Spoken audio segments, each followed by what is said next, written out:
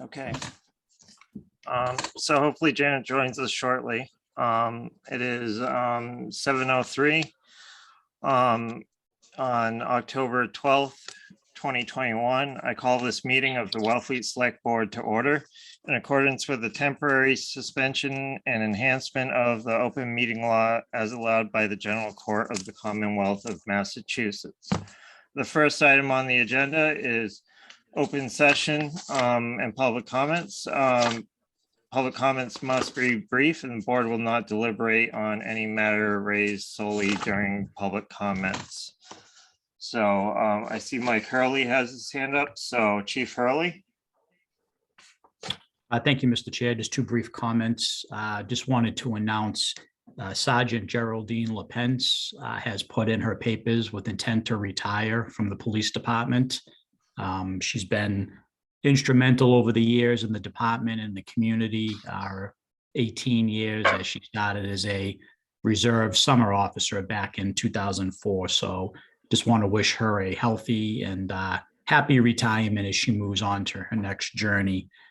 And one of our patrol officers, Robert Pimental, has left the department and off Cape to the Walpole Police Department to be closer with family and significant others. So just wanted to make those announcements and thank them both for their service.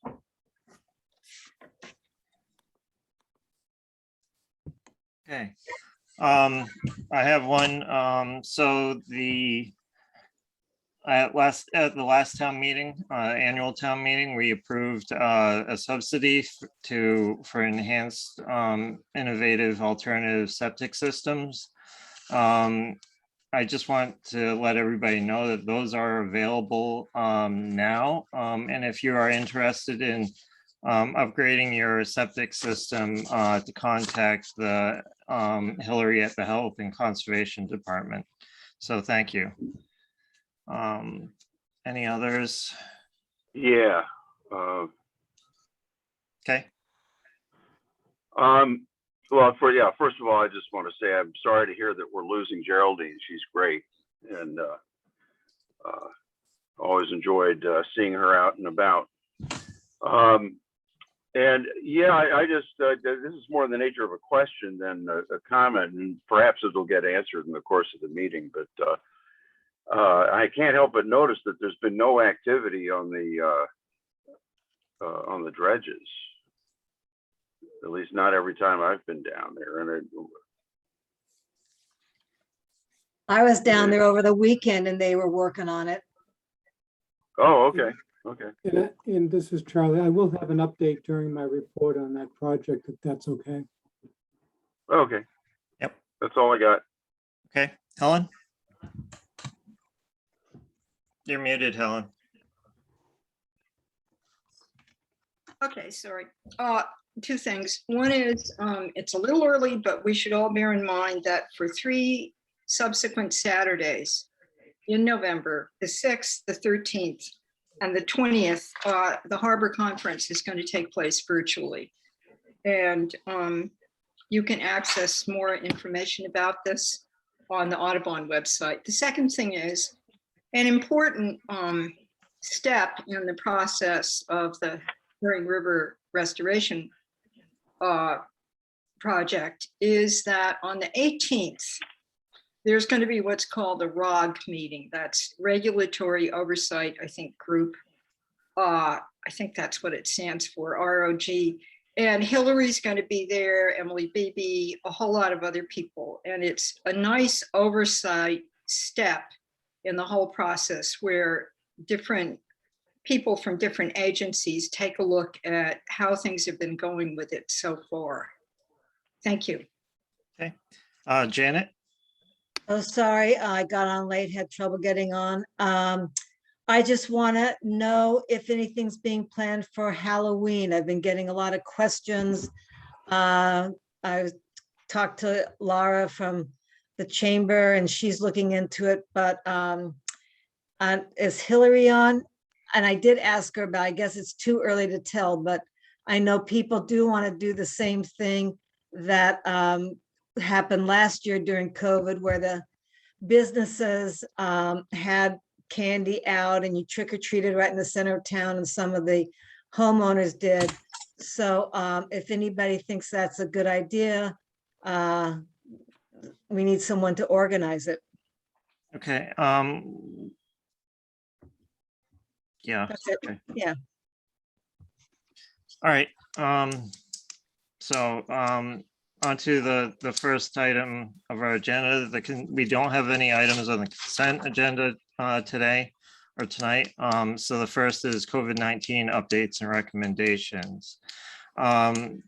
So Hillary, before you give us your update, can you answer Janet's earlier question? Of course. To be honest, I have not even thought about Halloween because our case count is so high right now. It's sort of day to day and touch and go. So I don't have a recommendation for Halloween, unfortunately. If children are going to be going into businesses, we're going to, of course, require that they be masked, unless, of course, the Board of Health lifts the masking order before then. So I don't know if possibly if we're going to go with the downtown trick or treat model, if the candy could be placed outside so that the children don't have to go into businesses, and sort of go with the outdoor model, which I think we used last year.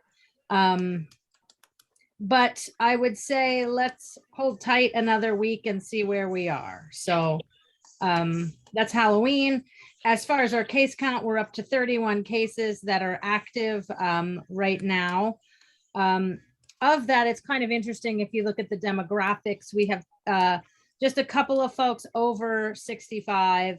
And then we have about a handful of folks in the 50 to 65 age range. And our age 49 to 12, we have 17 cases. So that's our most active age range. It seems like the transmission is occurring due to gatherings and folks congregating at establishments, at weddings, and just by being in close contact with one another. And then we have 8 cases in our 12 and under population. So that's where we stand on the case count.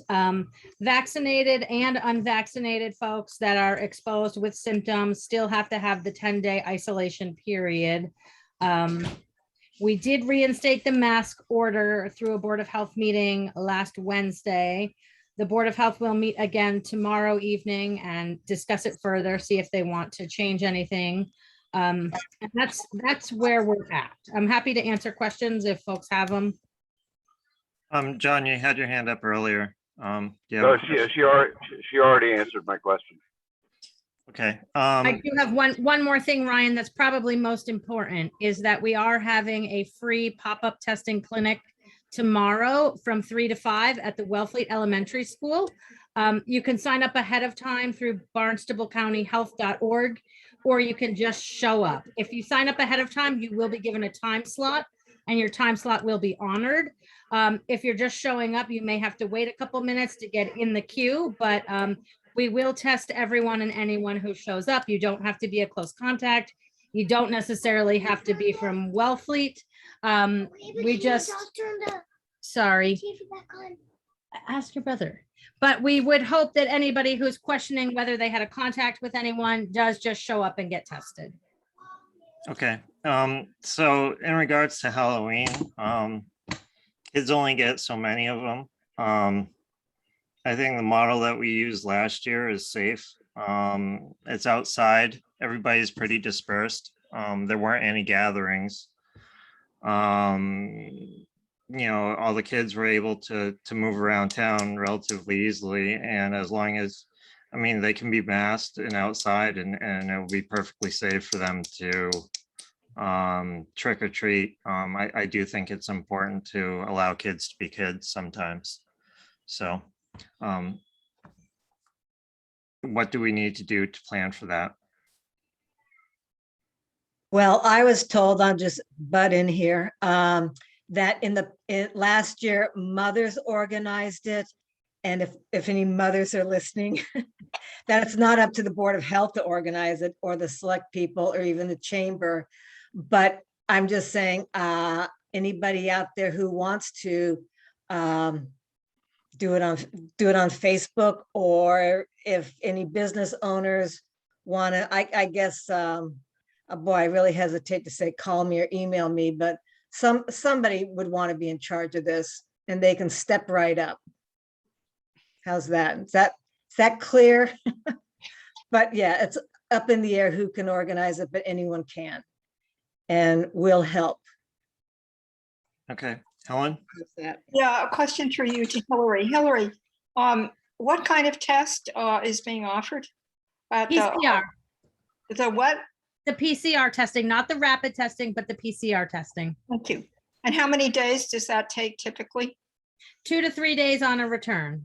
Thank you. Okay, Chief Hurley? Just stepping in quick, I know that we are in early talks with the rec department and on a Halloween parade Saturday, October 30th okay. in the afternoon. So I think more to come on that, just FYI. Okay. Yeah, I definitely, I mean, I was pretty clear that, you know, kids have to be allowed to be kids, you know, we can't take it away from them. So, all right, any other questions for Hillary tonight? Okay, seeing none, moving on to the financial management work plan. Charlie, is Lisa or Mary on?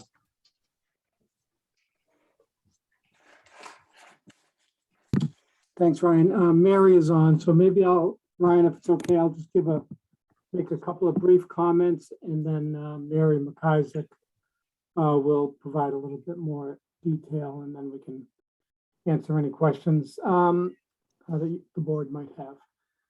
So, obviously we're working on in earnest on all of the items that were mentioned in the management letter and the audit. We've made, I think, reasonable progress in a number of those areas. The issue that Mary will talk about momentarily that is really the more crucial, time-consuming, important effort is the cash reconciliation issue. And I won't steal Mary's thunder on that, but that's the lion's share of attention that we're going to provide shortly. We are working collaboratively with all the financial staff in Town Hall to get our tax rate set. And I made a mistake in my report. I had suggested that the tax classification hearing was tentatively scheduled for November 12th. That was a typo on my part. It's supposed to be November 2nd. So we're working towards a goal of a hearing on November 2nd. Also, there's a lot of moving parts. We have some weaknesses in this process. And I'm grateful to report that the Department of Revenue is going to be coming down shortly in early November to sort of work directly with us to fill any missing gaps that we have in the submittal requirements to set the tax rate. So as I say, we really appreciate their support and effort. They know we have a lot going on. So that's, we'll continue to work on that. One of the, glaring weaknesses that were mentioned when we transitioned to the new financial accounting platform is department heads haven't been receiving monthly reports. So, we're pleased to tell you that Lisa Survey had worked hard early in the fiscal year to create a new chart of accounts, working with the department heads. And we did issue a monthly expenditure reports to all our departments, boards, and committees last week. So that'll continue, and we're pleased to get that thing behind us. And then the town auditors will be coming into town on December 13th, 2021. And Mary, Lisa, and I wanted to work directly with our auditors this year to get the audit underway and completed for fiscal year 21. So they'll be here December 13th. And we'll see if we can get that done in an expeditious manner. And then we are, I'd say we're making good progress in a lot of these areas, but frankly, we kind of take 2 steps forward and 1 step backwards, correcting a lot of, past errors and lack of documentation with some of the accounting records, but we'll keep persevering. We're probably going to set up some additional training for some of our staff on the VADAR program, just to make sure that they're comfortable and aware of the capabilities of this system. It is a solid system that works in 80 other communities, and it can work here. And then the other thing I was going to mention is I plan to issue the preliminary report for the town's capital plan for fiscal 2023 by the end of the week. I'm going to be meeting with the chair of the finance committee on Thursday morning, I think. And we're just going to go over a couple of details, and then I turn that over to the select board and the finance committee. And then the finance committee has quite a bit of work to do over the next several weeks on that project. So if I could, Ryan, I'll just turn it over to Mary McIsaac. Yes.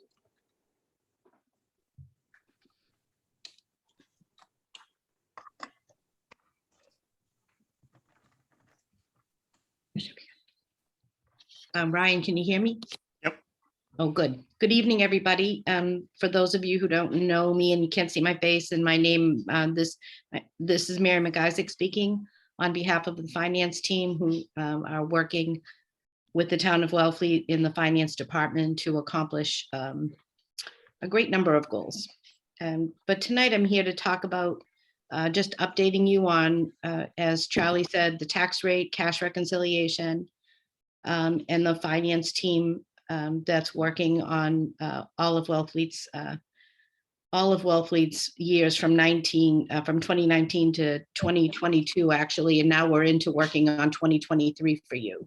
And Charlie just spoke about his products that he'll be delivering to the select board soon. But I would advise you that the finance team continues to meet for the purpose of maintaining a joint effort so that we're all working together to complete the tremendous amount of work that was before us when we came. They help all of the people that we're working with inside and outside of town hall. I'd like to thank them all because we've had great cooperation from everybody, and everybody is eager and willing to listen to the recommendations about best practices and processes so that we tighten the controls inside and outside of town hall to make reporting more accurate and timely. And, to make sure in the future when we go forward, the problems that you're seeing before you today and have seen recently in the past will not hopefully reoccur. The priorities we have, Charlie and I and Lisa have recently are, and I should preface this by saying Lisa is working on the day-to-day activity as well as working with me to make improvements to the accounting system. She is working with the departments hand in hand, and she's advising them on best practices. She's advising them on procedures that need to be changed, and they're most receptive to Lisa's recommendations, and we're finding a lot of changes are successfully happening. So that's good to report, but I'd like to thank the staff publicly for all their cooperation. We are concentrating on setting the tax rate, which is the first of 3 major hurdles that we see, or sort of deadlines that we see the tax rate getting set by the DOR efficiently as quickly as possible is the primary goal on this day. And to that end, all of our reconciliation work that's happened so far and what we continue to do is bringing us to that point. The DOR, as Charlie said, will be in to do an advance review of all of our documents so that the submission is as smooth as possible, given the circumstances. And so we are, we're pleased that they're coming to meet with us. We're pleased that they're partners with us because that will only ensure our success working for the town of Wellfleet. And cash reconciliation, the cash reconciliation was the major find in the management letter, the most management letter that was published. And a material weakness in cash really tells you that a lot of the processes are broken down and in need of repair. So our major focus on cash is to review all of the cash for all of the months from June of 2019 through June of 2021. And we're pretty much deep into that, ensuring that cash receipts, cash disbursements, the payrolls, and all of the transfers are recorded properly, and that the bank accounts are reconciled to cash in the general ledger. It's complicated because we have BMSI numbers, and then we have VADAR numbers, and we're needing to reconcile that bridge over because it wasn't smooth and the numbers don't always reconcile, but we're making good progress with that. And the rest of the months should come fairly easily once we identify how things were being handled, because we can always, once we spot a couple of mistakes that are, from the same source, we can go look for the rest of them. And so basically that's what we're doing. It's like a little detective work. But I expect that, once that is said and done, that all of the funds will be reconciled and we'll have good, clean balance sheets for your enterprise funds, your general funds, and all of your other special funds. So that's where we're at, concentrating on the general fund. And if anyone has any questions through you, Ryan, I'm happy to answer them. Okay. Are there any questions from the board? Yep. Helen? Yeah, through you, Mary. So every year the select board sets the tax rate, and I'm a little unclear as to what the relationship between our doing that, having that happen at a meeting, and what you just described doing with DOR. Is it a separate thing? Sure. Or, I reveal my ignorance. No, absolutely not. What the board's role is to approve certain forms and certain, make certain attestations. If the Department of Revenue, which is what we affectionately call the DOR, they are charged with setting your tax rate. They actually approve it.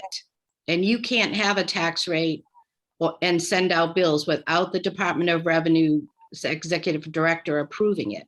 And that is a pretty long formal process, which includes submitting a lot of forms from assessing through collecting through the treasurer's offices. And each of those forms undergoes a review by a field representative at the DOR who submits them and approves them. And as all this checklist of forms gets approved, the final step is for the Department of Revenue to approve your tax rate. Yes, but we have to, the select board has to do our little number first, correct? Will you have a classification hearing? I think that's must be what you're talking about. Yes. And the classification hearing just makes a decision. You make a decision about how you want to handle sort of the spreading out of the tax dollars that are required to be raised, whether you have a residential exemption and how much it's going to be and that kind of thing. That really is just an allocation of the dollars that are needing to be raised. Got it. But the whole form itself and everything underlying and the foundation of that form, which is your tax rate recap, there's multiple forms and they all have to be approved by the Department of Revenue. Got it. Thank you. You're welcome. John? Yeah, through you to Charlie. When the DOR people come back to town, would that be an opportunity? I never got a chance to meet with them like some of the members of the board did earlier on. Would that be an opportunity? And when is there a time frame when they will be coming?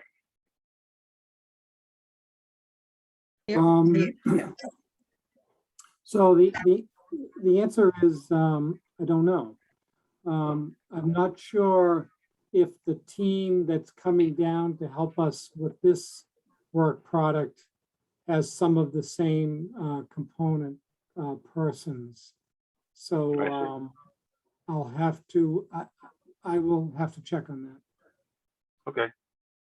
Do you know when they're coming, or do we know The that week yet? of- I think the week of November 2nd, I believe. Okay, thanks.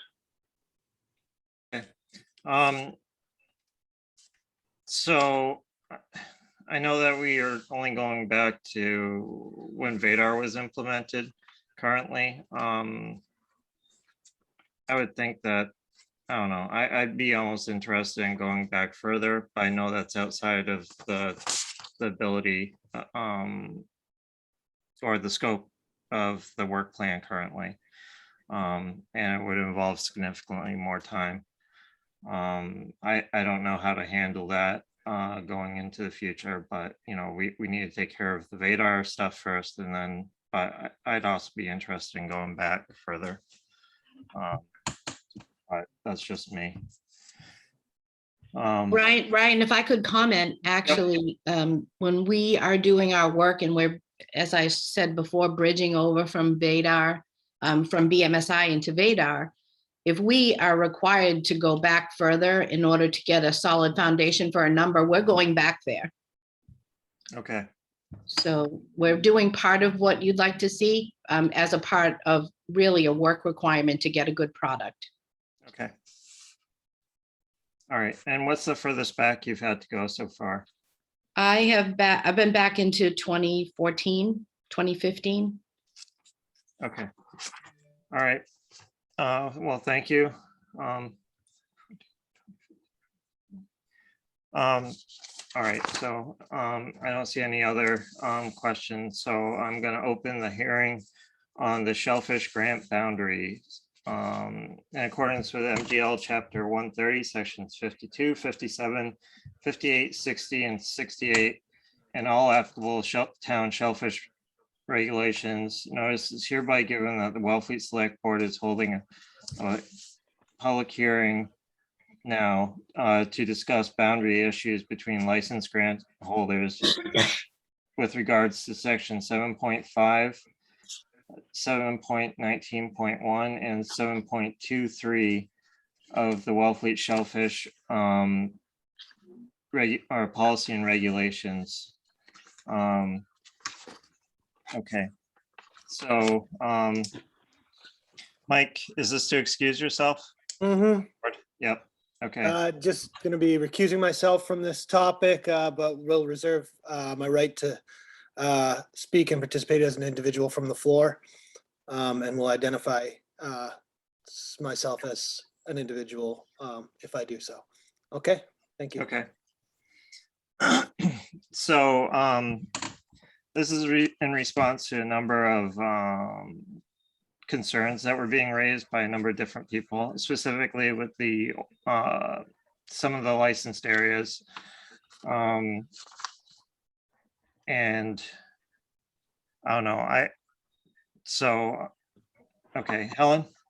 Yeah, and also issues about what is on our agenda. This agenda item came up repeatedly at the Shellfish Advisory Committee meetings.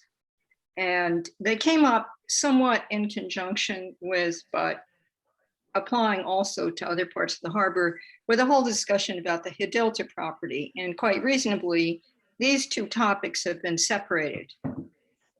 So I appreciate having this hearing now. And I hope there's some Shellfish Committee people here or some shellfishing people, because some of the options that were discussed were very interesting and would be innovative, but we could hear more about that from Nancy Chavetta. Yeah. Nancy, could you speak to this? I think it would be more appropriate that somebody from Shellfish Advisory speak to what Helen's referring to. I see Becca and Tom Sidger are both here. Tom is the secretary, or maybe the vice chair, and Becca Taylor is the chair. Okay, Becca, if you may. Sorry to put you on the spot. Well, Nancy did, so.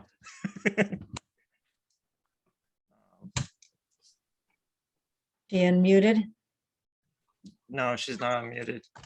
Trying to unmute. Kids in the background. Yep, Gotcha. We did have several meetings where we discussed what was going on with grant boundaries and the possibility of how to go about inquiring further into what was happening, whether that should be case by case, as it points out in the policies, or whether the town should be involved in sorting out boundary disputes. I don't know if Tom would like to say a little more on that. Okay, Tom?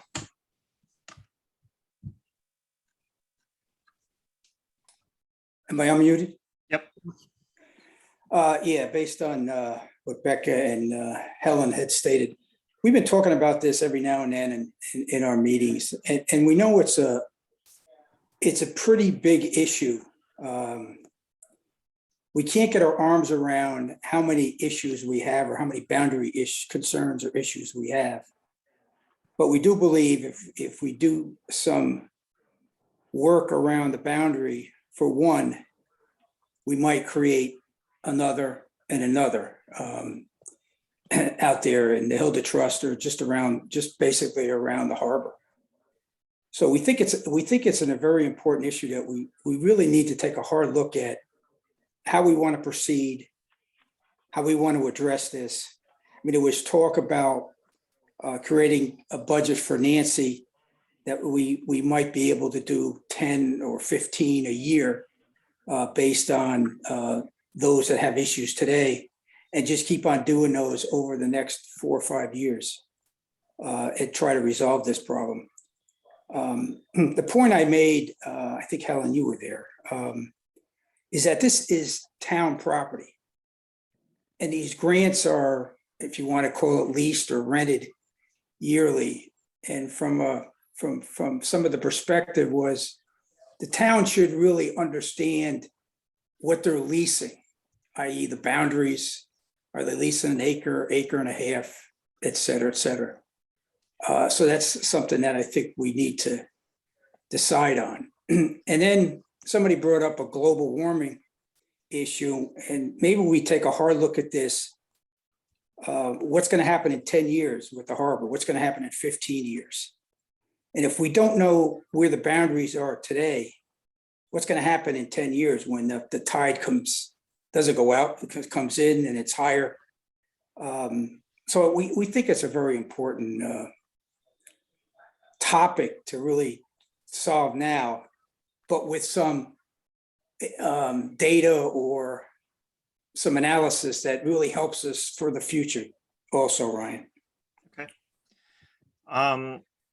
So Joe Aberdale, I know this has been discussed at the Marina Advisory as well. I was wondering if you could weigh in a little. Yes, good evening. The Marine Advisory Committee and voters that we have heard from are very concerned about boater safety, navigation issues, potential boat damage, and the town's liability in several areas. A motion was passed. The Marina Advisory Committee requests that the Select Board include members of the committee in all future Select Board, committee, and board discussions regarding the issues of expansion of Shellfish grants and the issuing of additional grant leases, including those outside of the Hilda area. On July 14th, we met with the chair and vice chair of the Shellfish Advisory Board, the Shellfish warden, and all committee members, and expressed our concerns about safety and navigation. And specifically, we addressed the issues of shellfish gear being too high, not conforming to the required regulations, protruding rebar racks, the lack of marker navigation buoys, channels not being marked, specifically referring to Blackfish Creek, Mayo Beach, in the breakwater areas, all of which I think pertain to regulation 7.19.1. So that's an overview of what the committee worked on with all parties and what we expressed. Okay. Thank you. Mike DeVasto.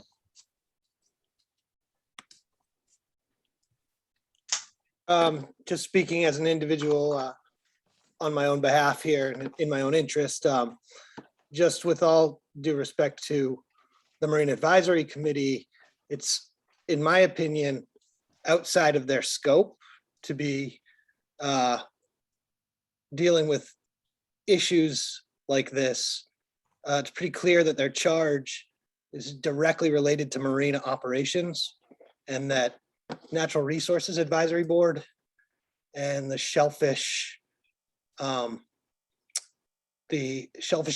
Board and the Select Board have jurisdiction over issues in the harbor of natural resource and use. Mr. Chair, may I respond briefly? Yes. The Marine Advisory Committee charge also states that we hear all complaints. And we have been receiving complaints from both commercial and recreational boaters on this issue. Okay. And this is a public hearing, so Janet. We also have a couple of members here, including one commercial boater who could address that issue if he so chooses. Okay, Janet Reinhardt. So I would like to hear exactly what the issues are. I keep hearing issues mentioned, and it seems kind of vague, and I would think that the Shellfish Advisory Board should meet with the Marine Advisory Board and really list the issues and say exactly what they are. I mean, boundaries, what's really happening. For an outsider, since I'm an outsider, I don't shellfish. This is very unclear to me as to exactly what needs to be done and what the issues are and what we're talking about tonight. Okay. Helen? Yes, a couple things. To address what Joe said, any group in town can speak in the way that Joe just did, representing the Marina Advisory Committee, asking for further enforcement. What was brought up is all well dealt with in our regulations, and it's just kind of a plea. Let's have it work better, and it's reasonable. But the main thing I wanted to say is there are a number of options, and some of them came up in the SAB meetings. There are a number of options about what direction the Shellfish Department might take, what kind of protocols the Shellfish Department might have to address issues of conflict. For example, this is just an option. I'm not saying I think it should or shouldn't happen. Should the Shellfish Department require resurveying when there's any conflict over the boundaries of a licensed area with licensees paying for it, or should the town pay for it? That's one thing. A kind of wild, let's cast a wide net thought is, should we resurvey the whole harbor or make sure that everything that isn't surveyed as accurately as it might be gets done? And if so, who should pay for it? I think the town could pay for it, but that's just a wild option. Should we reestablish boundaries that have been previously identified with meets and bounds? This came up at the last Shellfish Committee meeting. They're licensed areas that have been there so long that they don't have the more recent way in which you establish boundaries. Should we do what, if I remember correctly, I think Irving Puffer told me this a long time ago, maybe I'm misremembering, that when somebody got a renewal, after, let's say, 10 years, they had to resurvey. But should there be a refreshment requirement in a situation where, sometimes things can go from one side to another, not because of malicious intent. It's not willful. It's simply, it can happen. So what I'm hoping is that our board, the Shellfish Regulatory Board, can think about how boundary issues should be dealt with so that it isn't a case-by-case basis in terms of course, if you went with the first option I mentioned, it would be case by case. But so there's some protocols, so there's no accusation of, favoritism, or if we, please, Nancy, don't go away, but if there's a new shellfish constable or whatever, that there's some method for dealing with this, because it's happening now and then all over the harbor, and it's acrimonious. Thank you. Okay, so I'd like to try to get some of the shellfishermen. So I don't know, but I don't see any with their hands up, except for maybe Diane. So Diane?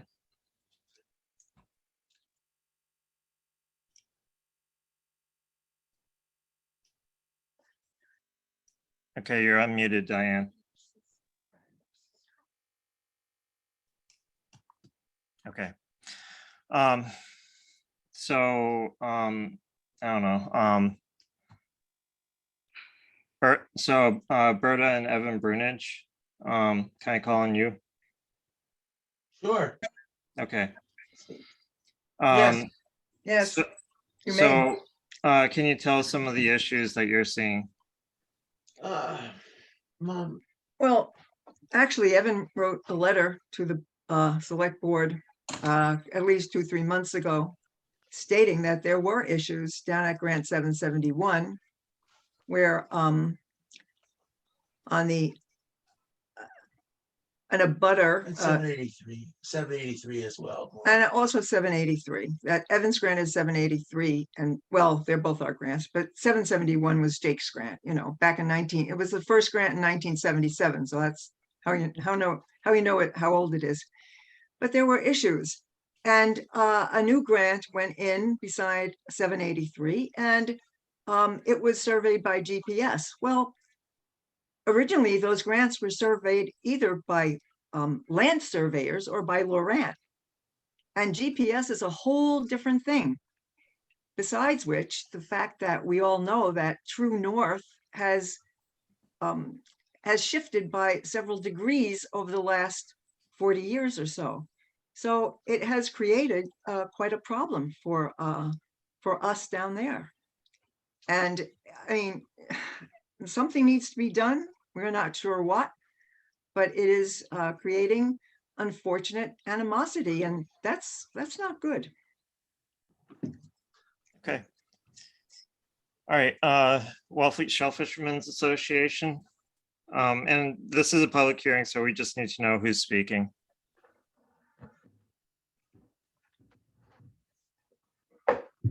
Sorry, you're muted.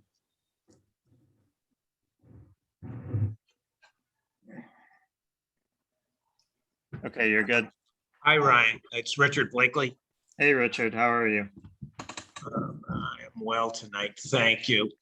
I would just like to start off by saying that perhaps the foundational shellfish leases, Jake's, which was in, I think Berta said 78, and the grants on Mayo Beach, Becca's family, Irving, that was all one grant. And the Francis grant out on Egg Island, that was the only grant out there. I think if we were to work on straightening out those grants, first, then the other grants would probably, maybe, hopefully fall into order. You have to remember that most of these grants originally were laid out with a theodolite and somebody holding a rod. And so you can't go from a theodolite to GPS and not run into a coffee can of worms.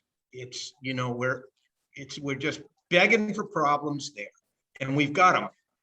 And so I think if we just backed up a little bit, looked at our foundational leases and slowly went from there,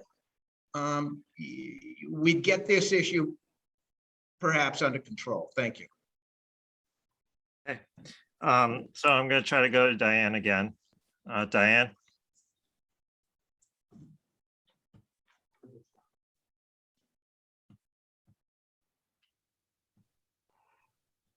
Yeah, we're not getting her. All right. So are there any additional comments from the board? Yep. Helen? Yeah, two things. What Richard just said makes complete sense to me. Because again and again, and Tom mentioned it, you know, particularly when you have abutters, people sharing a boundary. If one thing moves, the next one moves. So what Richard said is really brilliant. The second thing is, you know, when our board approves the use of a licensed area, we base our approval on exact dimensions and exact location. And if we approve something that isn't correct, I have personally experienced back in early 2000s a real mess because of that when I was on the board then. So that's one of the reasons this is essential, and that it be done fairly, and that I really think the town should pay for some of it. This is not a first-time person getting an extension or getting a grant for the first time in a place where, you know, God knows there's no room left. But this is the town needing to straighten out a mess. In some cases it's fine, you know, but to have the town willing to have this happen better and to have everybody be on the same page. I think that one of the other things I'm concerned about is that I think, you know, it shouldn't be based on what your income is, but there's some people that would have a harder time paying for something to be resurveyed than others. So that's something which would have to be looked into so that it wouldn't jeopardize people who needed to settle this kind of thing. Anyway, thank you. Okay, Nancy. Hi. So I just want to quickly respond to Helen. I know, like when new grants come up, they do their best to get coordinates, but actually the real coordinates from the grant, in my understanding, come from the Army Corps and a professional survey that the grant holders have to have done. So that's not going to help us with the old grants unless we could possibly, you know, get the Army Corps coordinates for each of the grants. They should all have them. But, you know, from 1977, who knows if that piece of paper still exists and if it would exist in the same, as Richard was saying, you know, the same terminology as today. But I don't, you know, the Board of Selectmen does approve new grants, but I think that, you know, this is new for me, so I'm not really sure. Once the Army Corps gives the grants, then there should be now a mechanism where that gets transferred back. And it must go into the lease at the time, because the lease isn't really given until everybody goes through all of the different steps.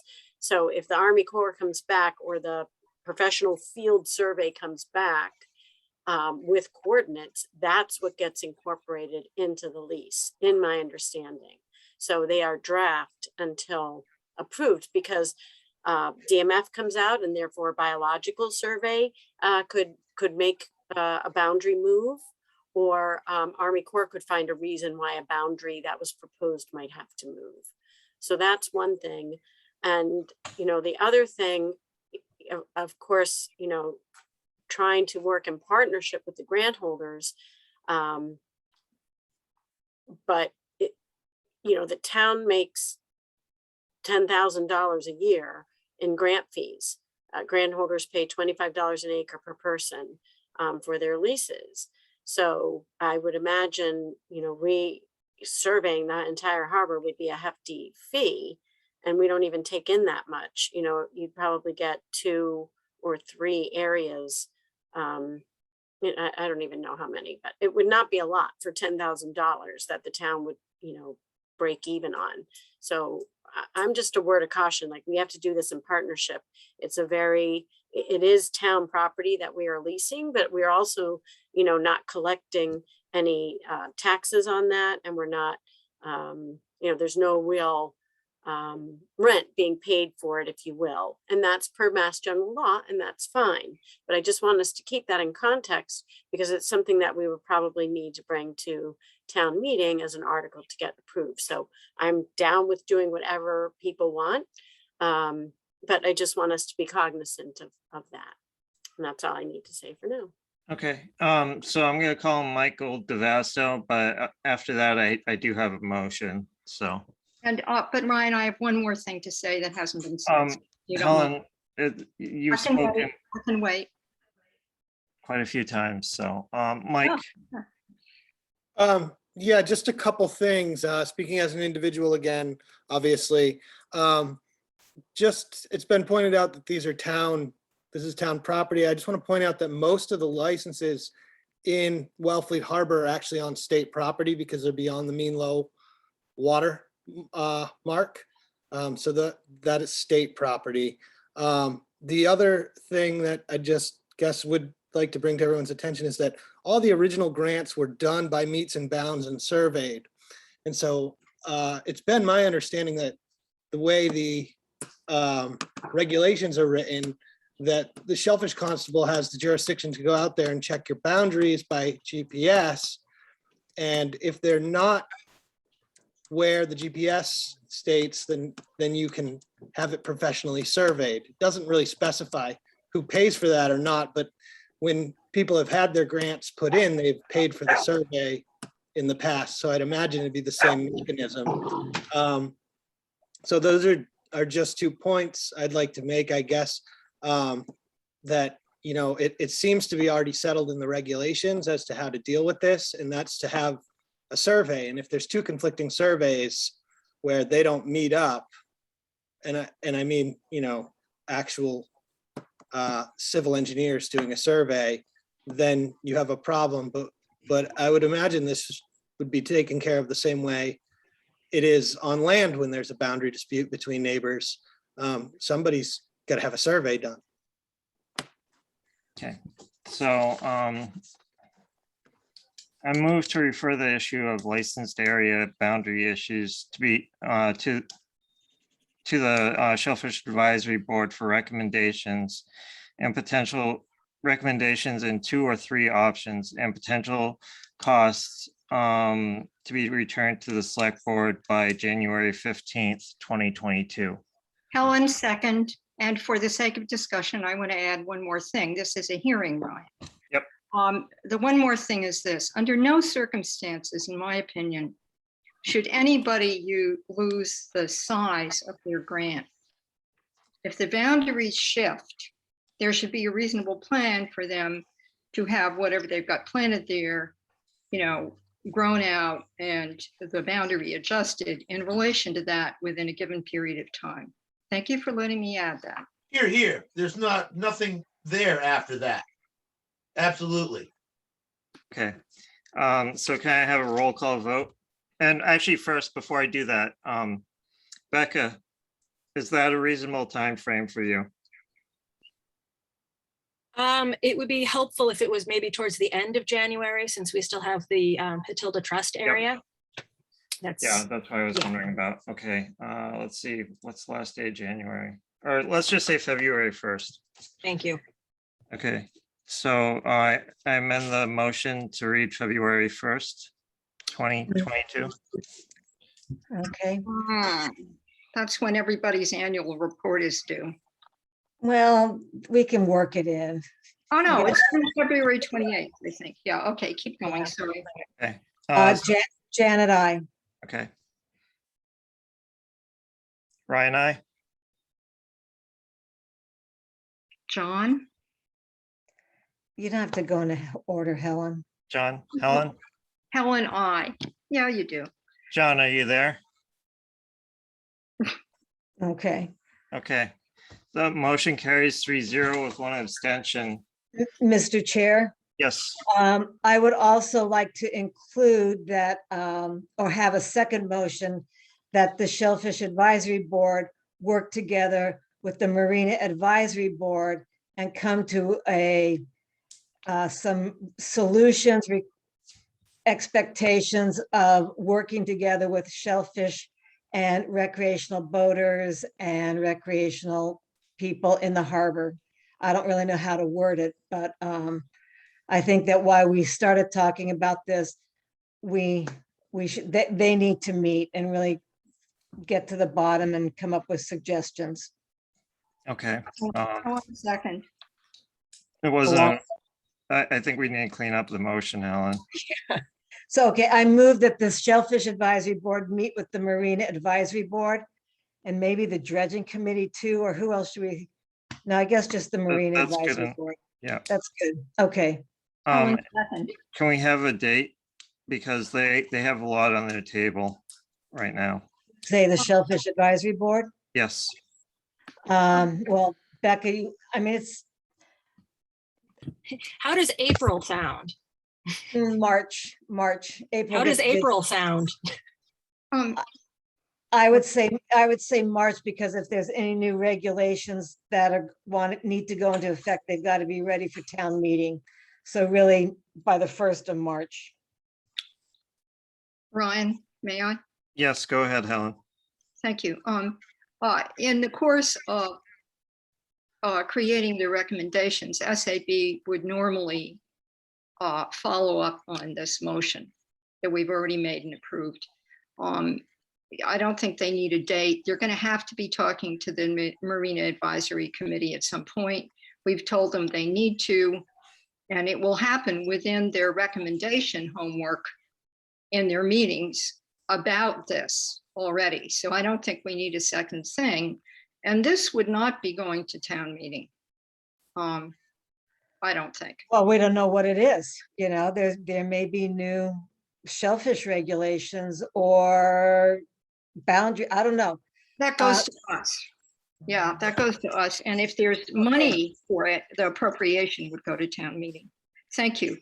So I would just like Mr. Aberdale to weigh in on this because, yeah. Joe? Yes, we did have a good meeting, as I indicated, with the chair and vice chair of the Shellfish Advisory Board. And we did lay out the specifics of our concerns. The conclusion drawn was that there's not a need for additional regulations. There's a need for enforcement of the existing regulations. And that's what we're hearing from both commercial and recreational boaters. Okay. So maybe I think Will Sullivan's on this. We don't have to discuss this tonight and Nancy's on it, but it sounds like we need a meeting about enforcement. Is that As rather I than a remember the motion? meeting, that's not quite how it ended. And I remember Tom and I asking specifically for you to come up with 5 things that work well and 5 things that don't, and we would have another meeting about it. We have expressed that. And we have quite a lot of educational material that we would love to share with the Marina Advisory Committee about how shellfish grants work and what you're actually seeing in the harbor. So yes, let's definitely plan a joint meeting as soon as we can, which may be a while, as we now have two separate, very large items that we have to get through still. But we would definitely like to have a meeting together. Okay, Nancy had her hand up earlier. Nancy, did you still want to speak? Yes, I just wanted to clarify, which Helen did. Any regulations get approved by the select board, not town meeting, just for clarity. But we also agreed at that meeting, and I believe, yeah, because Will was there. So we decided not to do it this year, but we are going to put out together red right return buoys in the access channel, let's call it, to Blackfish Creek and at the Herring River, if I'm remembering correctly. This was something that we all agreed to. Shellfish Advisory, Tom and Becca were there, Will, myself, and Marina Advisory. So we already did come to that solution, which I thought was a good one. And then the other solution was that the Shellfish Department created a guide to aquaculture gear in Wellfleet Harbor. And so I will likely put in my budget to do a mailing to all taxpayers in town so that people who are renting their homes can put it up on the refrigerators and just everybody can understand that better. This year, we gave them out to the marina, to the harbor masters. We gave them out to Wellfleet Marine Corps company. So we had these trifold brochures that we gave out also at the Beach Sticker Shack, just to try and get the word out for boaters that are inexperienced, of which there have been many more since COVID hit. And so there have been some more issues in the harbor. Although I will say that there have been no incident reports filed. I checked with the harbor master and there have been no incidents so far, and we want to keep it that way. So we're working together with Marine Advisory to address the issues. Okay. So I'll withdraw my motion, Ryan. Okay, and then Wellfleet Shellfishermen's Association. Hi, Ryan. Jenny, Diane asked if you could try to get her back on again. She texted Okay. us. So Thank you. Diane, you're not muted.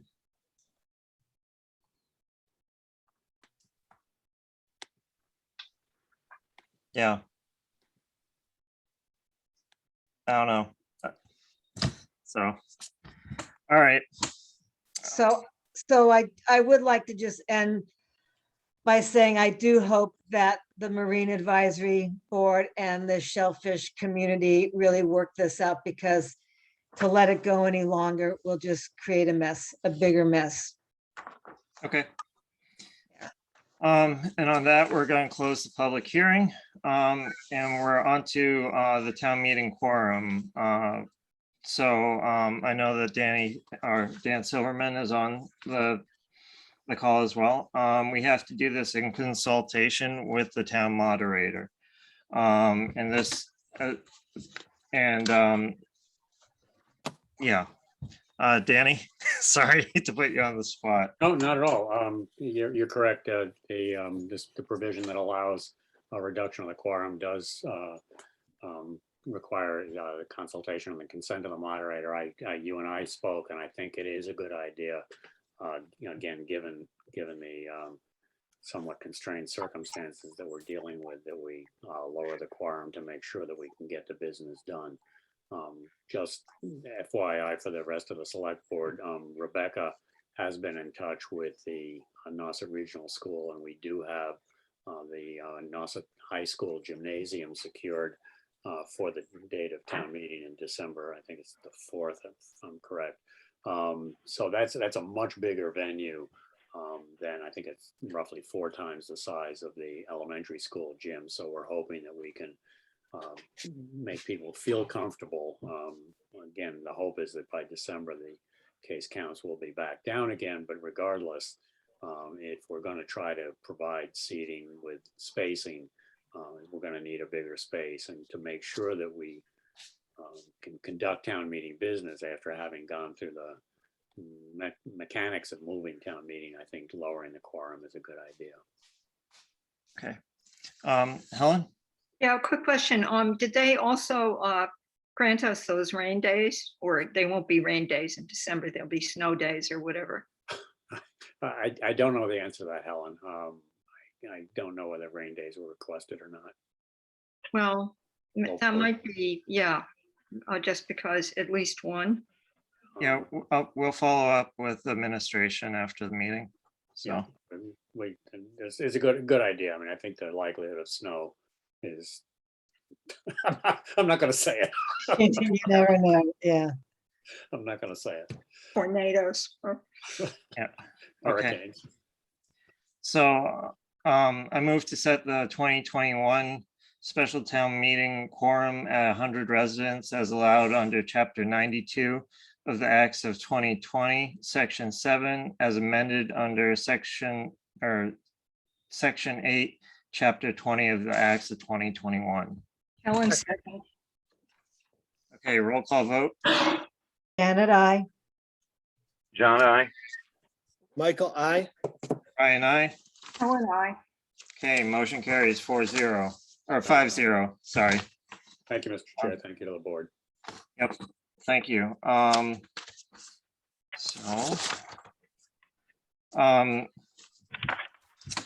So Joe, so for the next item, we had talked earlier today about it being on the agenda for today and about Marina Advisory Committee members not being available. Is that still the intention? No, we do have some available.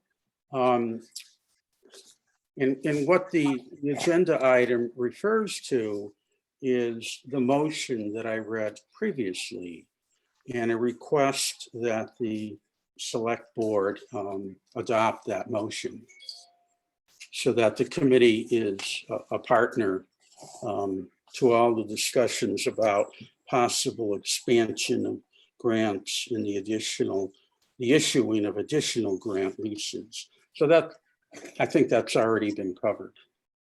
Okay, Mike, are you going to excuse yourself for this? Yeah, I'll just recuse myself from this. I have my opinions about it. So. Yep. So the grants are licensed areas are granted by a public hearing. So there's, I believe that there's already opportunity to weigh in on the situation. What I would recommend though is we could instruct the Shellfish department to notify the Marina Advisory Committee of any public hearings related to grant issuance or extensions. How would the rest of the board feel about that? So this has been coming up frequently in our meetings, that there's just some inconsistencies and disagreements with Hidelta and all that. So I do think that it needs to be the Marine Advisory Committee and Shellfish, that they just need to talk about the expansion and the growth rather than one by one. Because when you come up with one person wanting a grant, you're more likely to say yes. But if you come up with 5 people wanting expansion all at once, it just mentally doesn't work that well. So I do think that there needs to be a plan. It's been mentioned a number of times. Helen? Yeah, so a couple things. One is horizontal communication is always appropriate, and I think all we need to do as a select board, and this is one of my goals, by the way, is to just write all the boards and committees and all the departments a short letter that says, if something you're going to do affects any other group in town, please notify them immediately, so they'll have a chance to give you input. And I think that's all we need is a simple reminder. I'm not sure it shouldn't be a policy, but I think I would like to try simply reminding people that horizontal communication should happen. And in the charter, it does say that the TA should ensure communication between major boards, I think, in terms of planning. I forget the exact wording, but Charlie's got a lot on his plate. And I think that this is in the category of support and remind before we mandate or make it into a policy. Thank you. I'd be willing to draft the letter, which is like basically 3 sentences. John? Yeah, I tend to agree with Janet on this. I think, yeah, it's one thing to advise these other boards that we're going to be doing this. But if for whatever reason somebody from that board isn't available to attend, you know, that gives us leave to go ahead anyway. Whereas if we require participation, we have to, you know, hold up and make sure that they're there. And I don't know. I tend to think that due diligence requires us to do that. But I think, you know, especially in the case of the issuance of grant extensions, Marina Advisory really should be part of the picture. Okay, so with a public hearing, any member of the public can write a letter into the board, and it's supposed to be, you know, read into the record. So if a board has an advisory letter that they sent to the select board, even if they're not in attendance, those comments are part of the public hearing process. I think, I mean, reasonably, we're not approving a plan for the entire harbor every time a single grant extension is proposed or a new area is proposed to be licensed.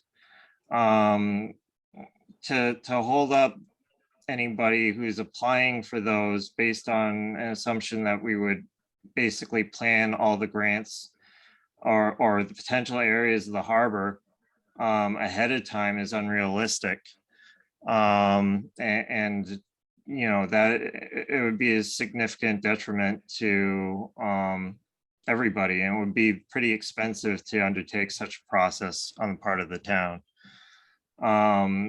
I do think that making sure that everybody is informed in a timely fashion is good.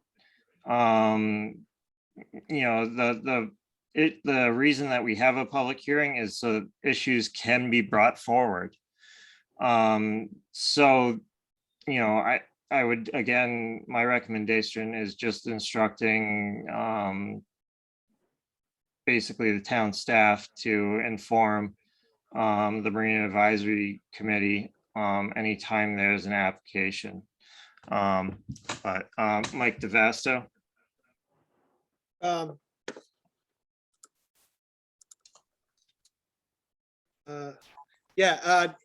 Just I'm speaking from the audience, Ryan. So yeah, as an individual, I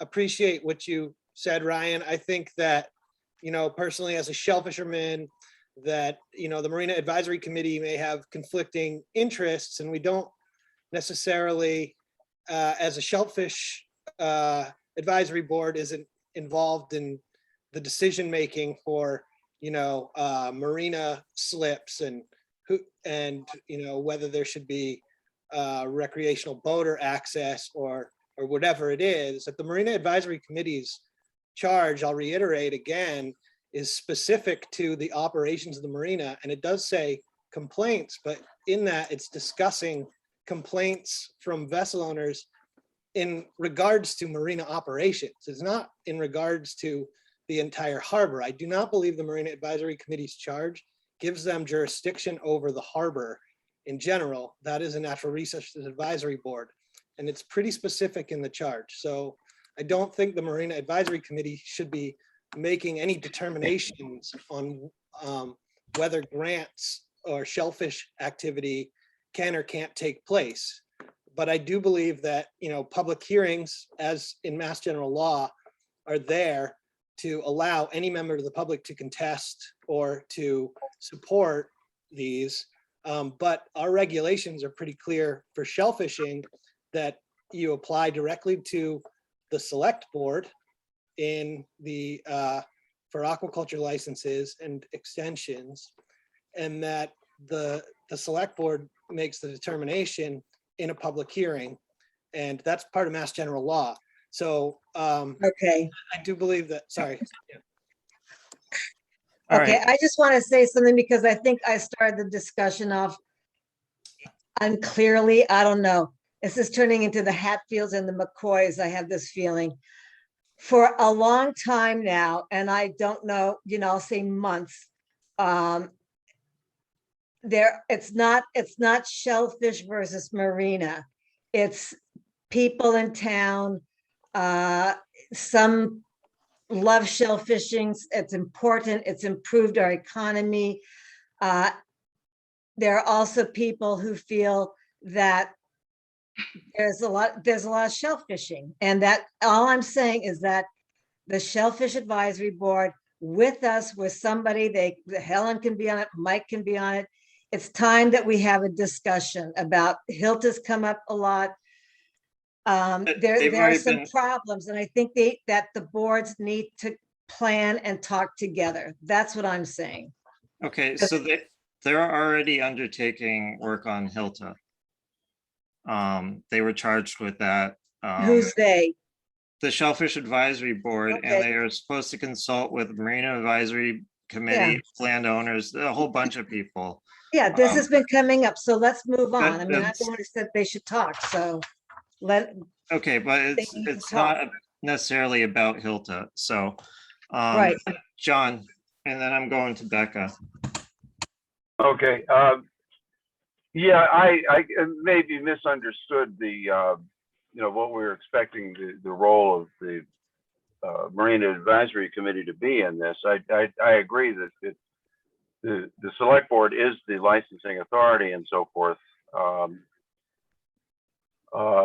it's certainly not a shellfishing versus boating proposition. It's not an either or an adversarial relationship. It's just a matter of, you know, ascertaining that when grants are issued or extensions are issued, that they don't impinge on viable navigational matters, and perhaps that doesn't require that somebody from MAC be mandated to be part of the process, as long as you say, Ryan, that due notice is given and due consideration is given to any concerns they raise. Yep. Becca? Thank you. I was going to second what Michael had to say, and also point out, which I'm sure Nancy is also about to point out, that when grants and grant extensions are being suggested, the shellfish warden has already talked with the harbor master, has already talked with perhaps the NRAB, has already looked at the different angles before it even gets to being suggested to the select board for them to make a recommendation one way or another. So most of that is already hashed out, and it doesn't really need to involve support boards for opinions, because the people that the town is paying to do that job are already doing that job. Okay, Nancy? Yeah. Oh, you muted yourself. Oops, thanks.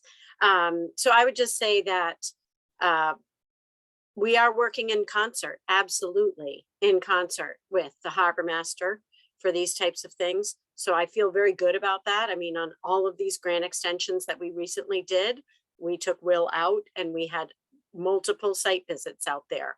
And he expresses his opinion on what might work, what might not work. And so I feel we're getting the input that we need from the staff person who's in charge of overseeing that. And the other thing, just to be clear, I absolutely agree about communications, and I try really hard to keep everybody apprised of what's going on to the best of my ability. And with the Shellfish Crier, I do copy Joe Aberdale, who is chair of the Marine Advisory Committee, on all of my criers that I think have something to do with the harbor and the marina, so that he is, especially if there's like a Shellfish Advisory Board meeting, I make sure to copy him. This is a conversation that Joe and I had a few years ago. So I really do try to do that. And if most of the other Marina Advisory Committee members have commercial shellfishing permits, so they get them as well.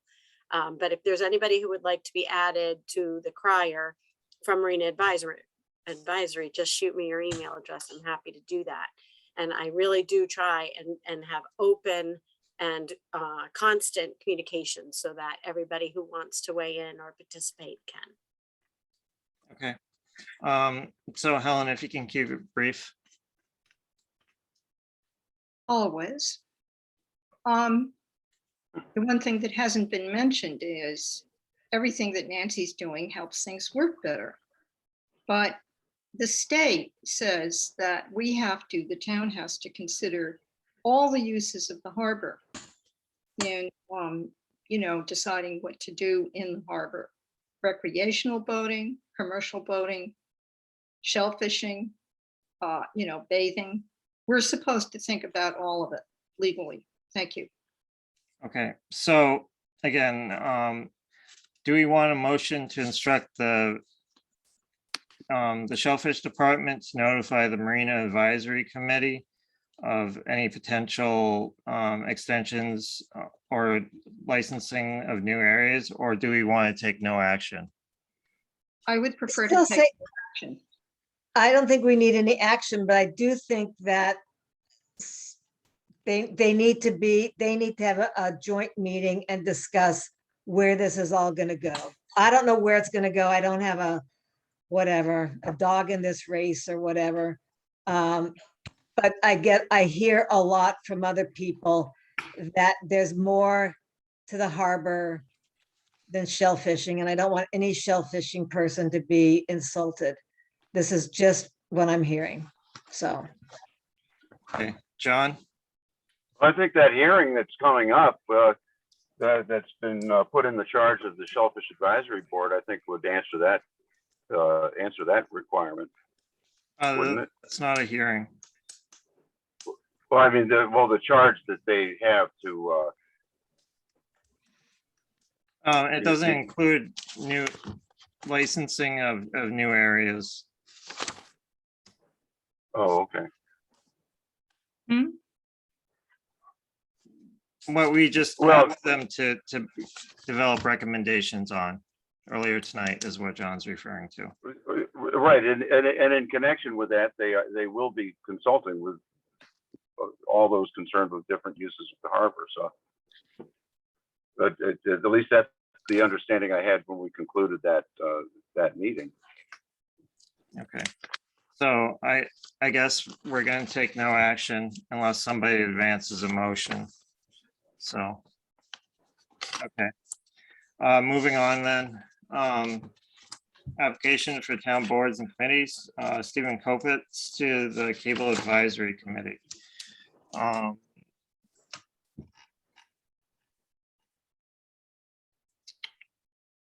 don't see him on here.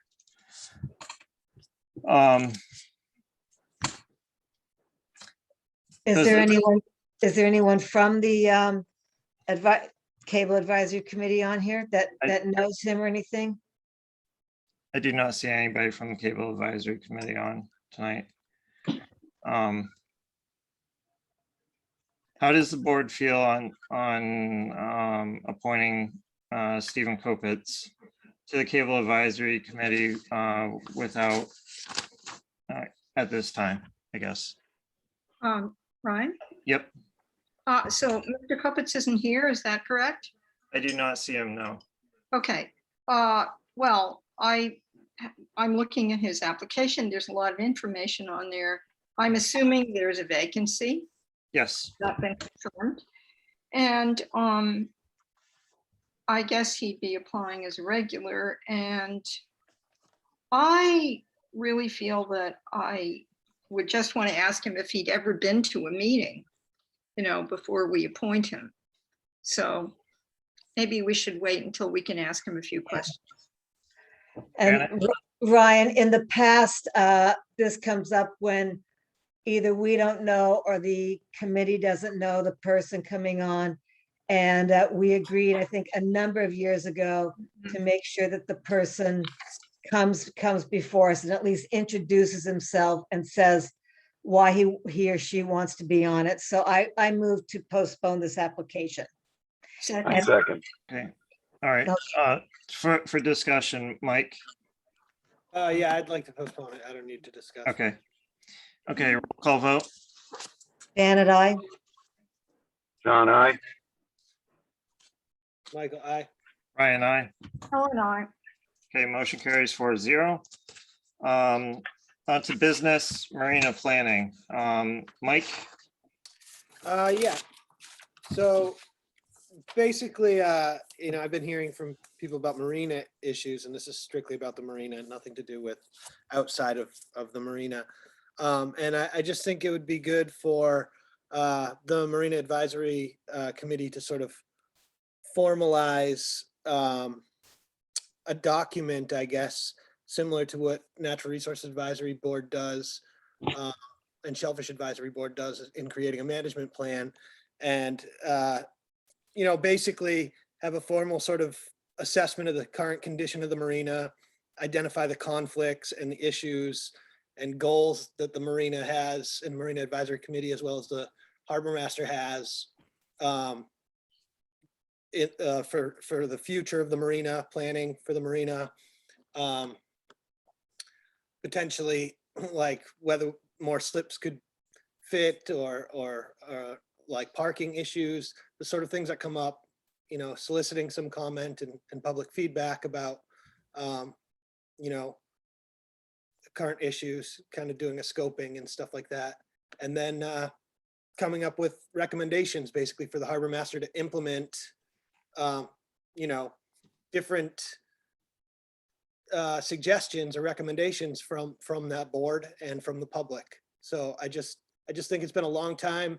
The marina has several issues, some long-standing, some new issues, and as well as infrastructure issues that are going to be coming down the pike. And it just seems like probably a good idea to, and I'm interested in what Joe has to say about this as well, but to sort of formalize a sort of roadmap for the marina, as well as a way to say, hey, look, these are the recommendations that the Marina Advisory Committee has laid out. Are they being implemented? This would get brought to the select board, similar to how the other management plans get brought to the select board as well. Okay. Joe? Yes, that's a good plan. And we actually started working on it a year ago. Excuse me. The Marina Committee has felt for some time that there's a very important matter that needs to be addressed, and that is the finances of the marina. And that was outlined in the Department of Revenue evaluation done several years back on the enterprise fund, with a red flag that there was a need to increase more revenue. So we have on the committee a certified public accountant. And a year ago, that person initiated a plan to work with the harbor master and the town accountant to lay out everything so that we are all on the same page and all knowledgeable about the financial conditions of the marina. It proceeded to the point where we needed input from the town accountant, who left at that point. And understandably, the people working in there now do not have the time to devote to this. So we'd like to continue it as part of this comprehensive plan when a permanent town accountant is appointed.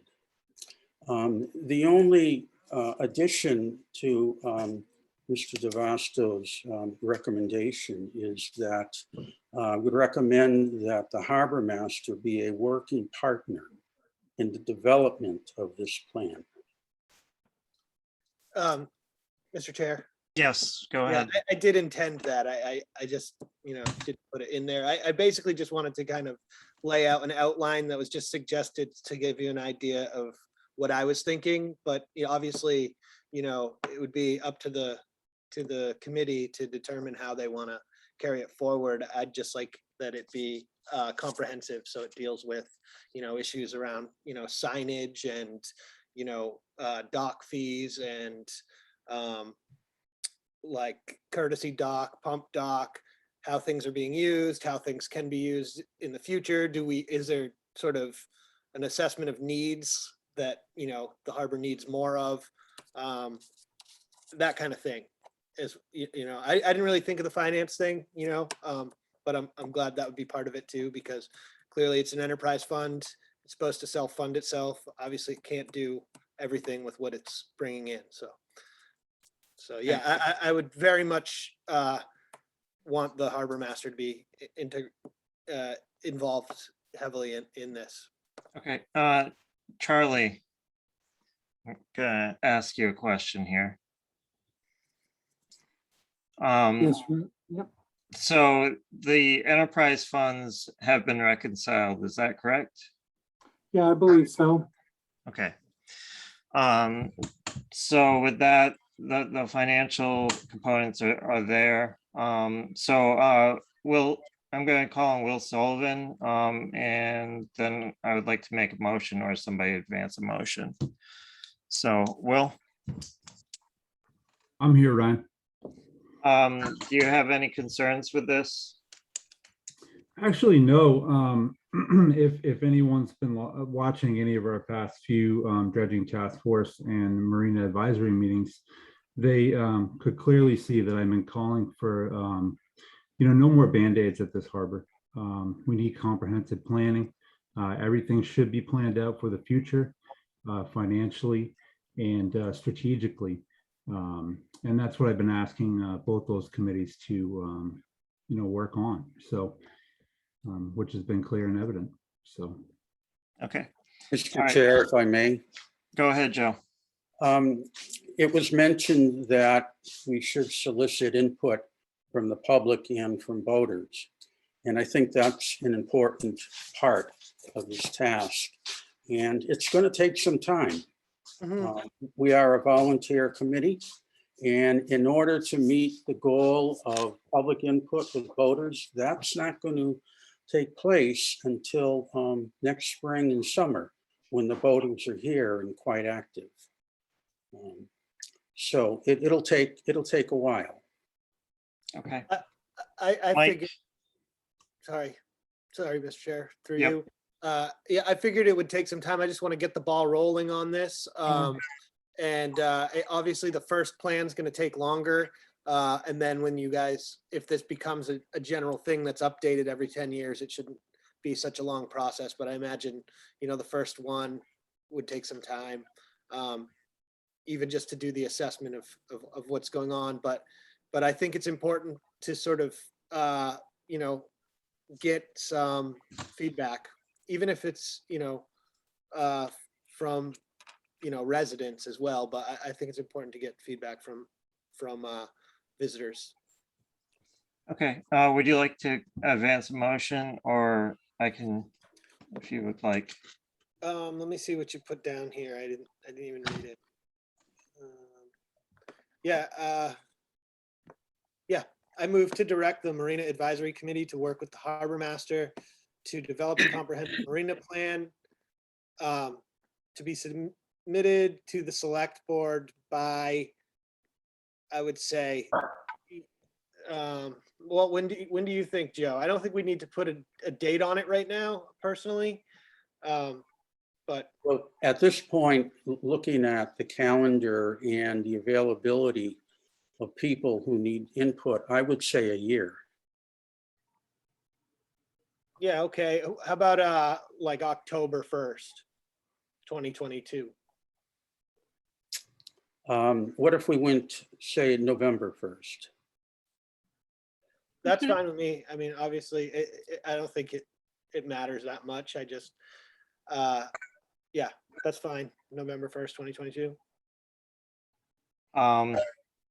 There's an issue with that. Our capital improvement plan is usually done before that. So if there's any potential articles resulting from it, it would be problematic. Yeah, let's shoot for October 1st, Joe, because even if the majority of this report's already going to be known to the committee through long-standing, discussions, the soliciting of information can be added into and expanded on, over the summer. But I'd expect that the committee could probably deal with most of this with what they've already been dealing with over the, time that you've been chair. Certainly, I know that you have a handle on a lot of what's going on and what needs to happen, and the same with Will, who's been down there for a while. So I'd prefer to get it done, before that capital improvement plan, so that some of these things might end up into Yeah, I would think we would have a handle on the financial aspect of it before then. Yeah. Okay. So can we do October 1st? Yep. 2022. It goes longer, but I think it's a good target. Okay, so October 1st. And said plan shall include a brief history of the marina and its historic current uses, an assessment of the current conditions of the marina and its infrastructure, as well as a scoping and a strategic plan with recommendations and potential action items. Second. And before we vote, John. Yeah, in connection with that, I think it might be useful and help speed the process up if the marina produces a questionnaire for boaters, for users of the marina, to make suggestions that can be considered during the course of the summer, and can factor into what we come up with by October. Is October 1st okay as regards the requirements of the planning? I would say that's probably the latest it can be, if there's any items to be added to the capital improvement plan. Mr. Chair? Go ahead, Joe. If I could just comment on John's comment, which I think is a worthy one. The leases for the slips and moorings go out after the first of the year. When I was a member of the parking task force, included in with every lease was a survey questionnaire regarding parking at the marina. So my suggestion is that another flyer accompany the leases this coming January or February when they go out with that needs assessment survey that John is recommending. I think that would be very helpful. Okay, so while most of the boaters are not here physically, they are receiving their leases. Okay, Joe. So I would say it sounds like a good idea, but and I mean that's up to the Marina Advisory Committee at this point with the charge that they were just given.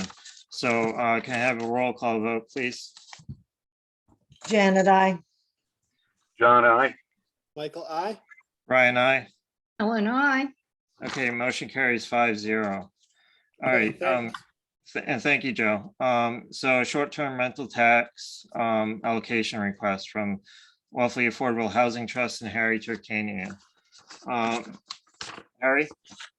Thank you, Mr. Curley. I am the chair of the Affordable Housing Trust, and I had this is a request from the trustees of the Affordable Housing Trust that the Select Board consider the adoption of a Select Board policy designating 80% of the town of Wellfleet receipts from the tax on short-term rentals to the Affordable Housing Trust for the creation, preservation, and support of housing, either as a separate policy or perhaps more appropriately as an addition to the current budget and financial management policy, so that if you choose to proceed in this direction, it would be in a place with most of the other financial constraints. I'm going to be respectful of the board's time. We spent about 45 minutes talking about this on March 23rd, and 4 of the 5 members of the board at that time remain on the board. So a lot of what I have to say is in a memo that the board had then and in a memo that you have in the current packet. I would like to emphasize a couple of things as to why I think this is an appropriate thing to do. The first one is that housing in Wellfleet is unarguably a crisis. We have, in terms of housing stock for people that meet it's called Big A affordable housing, typically people who earn less than 80% of the area-wide median income. We have about 25% of the stock of the homes available that we should have. So we need to create at least 114 additional affordable homes. In addition to that, we have a similar problem for people that make more than 80% of AMI. The trust's authority goes up to 120%, but just by way of contrast, in other areas where real estate is expensive, Nantucket's Affordable Housing Trust, I think, has a ceiling of 200% of AMI, which reflects real estate values on Nantucket. So we have a problem, not only the problem that the Commonwealth keeps track of, but it's a larger problem than that because it affects our entire community. And it's why you see restaurants closed. It's why you see restaurants only doing takeout. It's why you see reduced hours at some businesses. They can't find people to work because there's no place for people there's no place that people can afford to live to do those jobs. It's clear, I think, also unarguable that a major contributing factor to the shortage of housing in Wellfleet is the financial attractiveness of short-term rentals. A property owner has a financial opportunity to generate more revenue renting a property for 8, 10, 12 weeks in the summer than that property owner could realize renting it for an entire year. From the property owner's standpoint, that's wonderful. It's less wear and tear on the property. It's available for off-season use. From the standpoint of someone looking for housing, it's really an unfortunate result. And it's unfortunate for 2 reasons, not only because short-term rentals remove houses from rental stock, but also the financial attractiveness of short-term rentals means that a house as a financial asset is much more valuable and therefore supports a higher price. So not only is it difficult to find houses to rent, it's also difficult to find houses to buy. I'm not suggesting that it's the only factor, but it's clearly a contributing factor. And so we have really a unique opportunity in that we have a short-term rental tax, which is new. It's directly tied to an activity that is a substantial factor in the housing shortage. And so we have a unique opportunity to say that this revenue stream is generated by the activity that causes the problem, and it's therefore reasonable to use that revenue stream to alleviate the problem. Wellfleet has created other revenue allocations in the past. They're detailed in my memo. I just think that this is a unique opportunity, and I think that it's important for the town to realize that the character of the town is being hollowed out because people cannot afford to live here. You know, I bought my house in 1979 and I'm almost embarrassed to tell you what I paid for it, but I couldn't buy it today. So I encourage the board to consider this as a policy for the board's consideration. And I and the rest of the trustees stand ready to help in discussing that further if that's the board's pleasure. And being respectful of your time, I'm going to stop. Okay. Thank you. So before I get to the board, Charlie, so can you tell us how the short-term rental taxes are received? Yeah, so we receive quarterly collection disbursements from the state. Just the way it is, they collect the fees and turn it over to the town on a quarterly basis. I don't have it handy right now, but we did receive a very strong quarterly release from the state last week. One of the things I'll be working on once I get through this capital plan is analyzing revenues over 5 years and presenting some more detailed information to the board on the financial forecast, which my goal is that first meeting in November. Okay, and the monies received, that it's in a single sum, and it includes room tax on motels and hotels as well, correct? Yeah, yeah, that's right. And there's not a breakdown that comes with that. And remember also the town meeting did vote to increase that rate from 4% to 6%. And I believe that's effective January 1st, 2022. Okay, so there's no way to identify the short-term rental itself. I don't believe so. Okay. I think there is a way, if you really dig deep to get a report from the state, maybe that would break down where the monies are collected from, but I'm not quite sure about that at the moment. Okay. So Helen? Yeah, Harry, the second option of having the funds put into the, what did you call it? Not the select board policy, but what was it?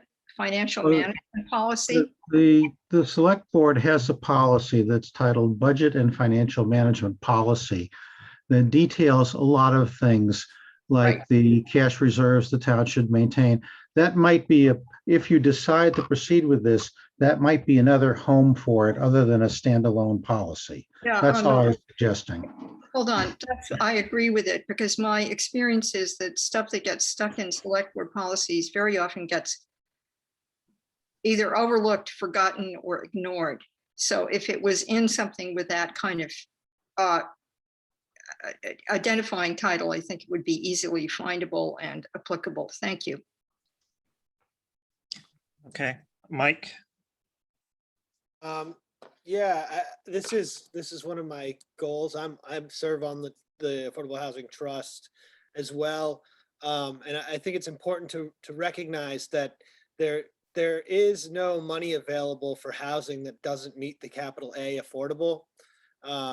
Workforce housing, all that stuff, there's no allocation for it. There's no state money. There's strings attached to all the money that we get in grants or any affordable housing projects that go in, that they meet that threshold of capital A affordable.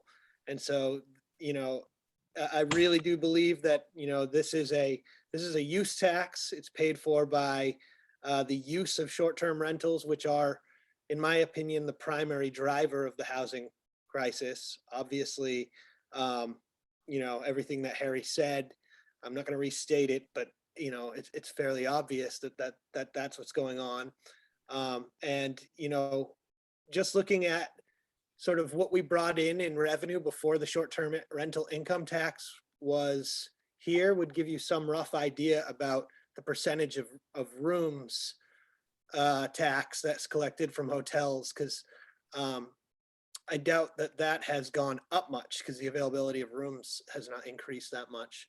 So you could get some rough idea, but I'm very much in support of this. I think it's rare to have a new revenue stream that really would serve the problem that it creates. So I'm very much in support of doing this. Okay, Janet? So, Mr. Turkane, I agree with everything you said. I support this. My question is, you have 80% in there. I know you're aware of our financial situation. And I know you came up with 80% because you've looked into it, but I guess my concern is that, are we going to need that money for anything else in the next year or two? And does the 80% carry over year to year, or do we vote every year on 80%? So in other words, we could use a little money for dredging too, stuff like that. What's your financial thought? Charlie? Oh, all right. Yeah, Charlie is the one administering the budget, so he would be the one better Okay. place to answer. Well, I mean, I think about Harry's comments, and I mean, this housing situation is just shocking. We all know it, and we all feel it. So the only thing I would say is, if this was coming up in Brewster, I'd probably support it. So, but it's not, it's your community. I do think we should wait until you get the financial forecast and the capital plan and make a decision on this policy at that time, because you're going to be looking at comprehensive financial issues facing the town, and you're going to have to balance some of these things. And it might end up being that you might have a phased plan to get to this point that the committee is recommending. I don't know, but you're going to have more facts on the overall financial picture and on the capital plan in a few more weeks. So I really support this in so many ways, and I don't want people to think that I'm trying to redirect this money towards a general fund, but I do think you need to take a look at all the pieces of the puzzle and find a way to get to this point. And you might be able to do it sooner than later, but that's my thoughts. Could Mr. Turkane respond to that, please? Sure. Thank you. Yeah, I'm certainly mindful of the current financial status of the town. I'm also mindful that there are big dollar projects out there that we do have to face up to. And one of the reasons why we chose to suggest this as a policy was to leave some flexibility so that the board could make exceptions if there were exceptional situations. One of the reasons why we suggested 80% was mindful of the fact that housing does not exist in a vacuum. There are infrastructure needs that go along with housing. You might have to spend money to bring water to a project. You might have to spend money to improve a road or deal with wastewater. So there are other things that are related to this, and that's one of the reasons why we looked at 80%. I looked at the FY 2021 rooms tax revenues. They're on the DOR website. And for Wellfleet, it was basically $855,000. And that, I would guess, from looking at prior year's rooms tax numbers from before the short-term rental tax, probably somewhere $125,000 of that is hotel motel rooms tax, and the balance is attributable to short-term rental tax. And mindful of the fact that January 1st, the rate goes from 4% to 6%, you might expect that number to increase. But what we're asking for is the board to work on a policy, not for the board to vote right now to do this. I want it considered in the context of everything else, but mindful of the fact that it is a unique opportunity to link a revenue source to an activity which has a direct impact on causing the problem that we need the revenue source for. So with that, I'll be quiet again. Okay, John? Yeah, three things. One, to Charlie's comment about the revenue sources. Those of us who file for this tax use a separate form than is used for the motels and hotels. So there should be some mechanism, I would think, at the DOR for ferreting out the specific information about the income from the actual rooms tax as opposed to the hotels. Second of all, at town meeting, when I was still just a citizen, I spoke on this, and I remember saying that the only reason I could think of to support the increase in the rooms tax would be if a significant proportion of that tax goes to either capital A or small a affordable housing. And as far as the issue of other town needs, the money coming in from the room rental taxes in the general scheme of things isn't a huge amount of money. It could have 80% of that could have a huge impact on the affordable housing issue. But 10% here or 20% there of it is not going to have a huge impact on the rest of the town's finances, I wouldn't think. So I fully support this, and I look forward to discussing it in the future. Okay, Kurt. Thanks, Mr. Chair. Just a couple of comments. The tax was originally set up for wastewater needs as well. I fully support and recognize everything that everybody said about the need for affordable housing. I do have a couple of concerns. One is, being in the business myself of renting affordable units, those units are typically the 1 and 2 bedrooms. That's typically what we're looking at for these affordable units. There are a lot of zoning regulations. For example, I'd love to be able to go up a level on my building. I could add 3 more units at that location. I think it's practically impossible because of fire code restrictions. There's issues like that. Roger Putnam back in the day talked often about the fact that there's probably about 200 units of detached units in the town of Wellfleet that, if they were allowed to be winterized, could become affordable units. I guess my biggest concern about allocating so much money to just housing is, I'm not sure what the intention is. It's one thing to set up a fund, but there's not a lot of transparency on what the money would actually be used for. And so I think that needs some consideration. And the other is, as Charlie said, there are other needs in town. Harry mentioned water and wastewater. Clearly, those are issues with respect to expanding housing. And clearly, there are issues with respect to compliance with DEP requirements, as we've been working on a wastewater plant for a long period of time. So I would just offer those observations. I totally and wholly support and obviously recognize the need for us to expand affordable housing.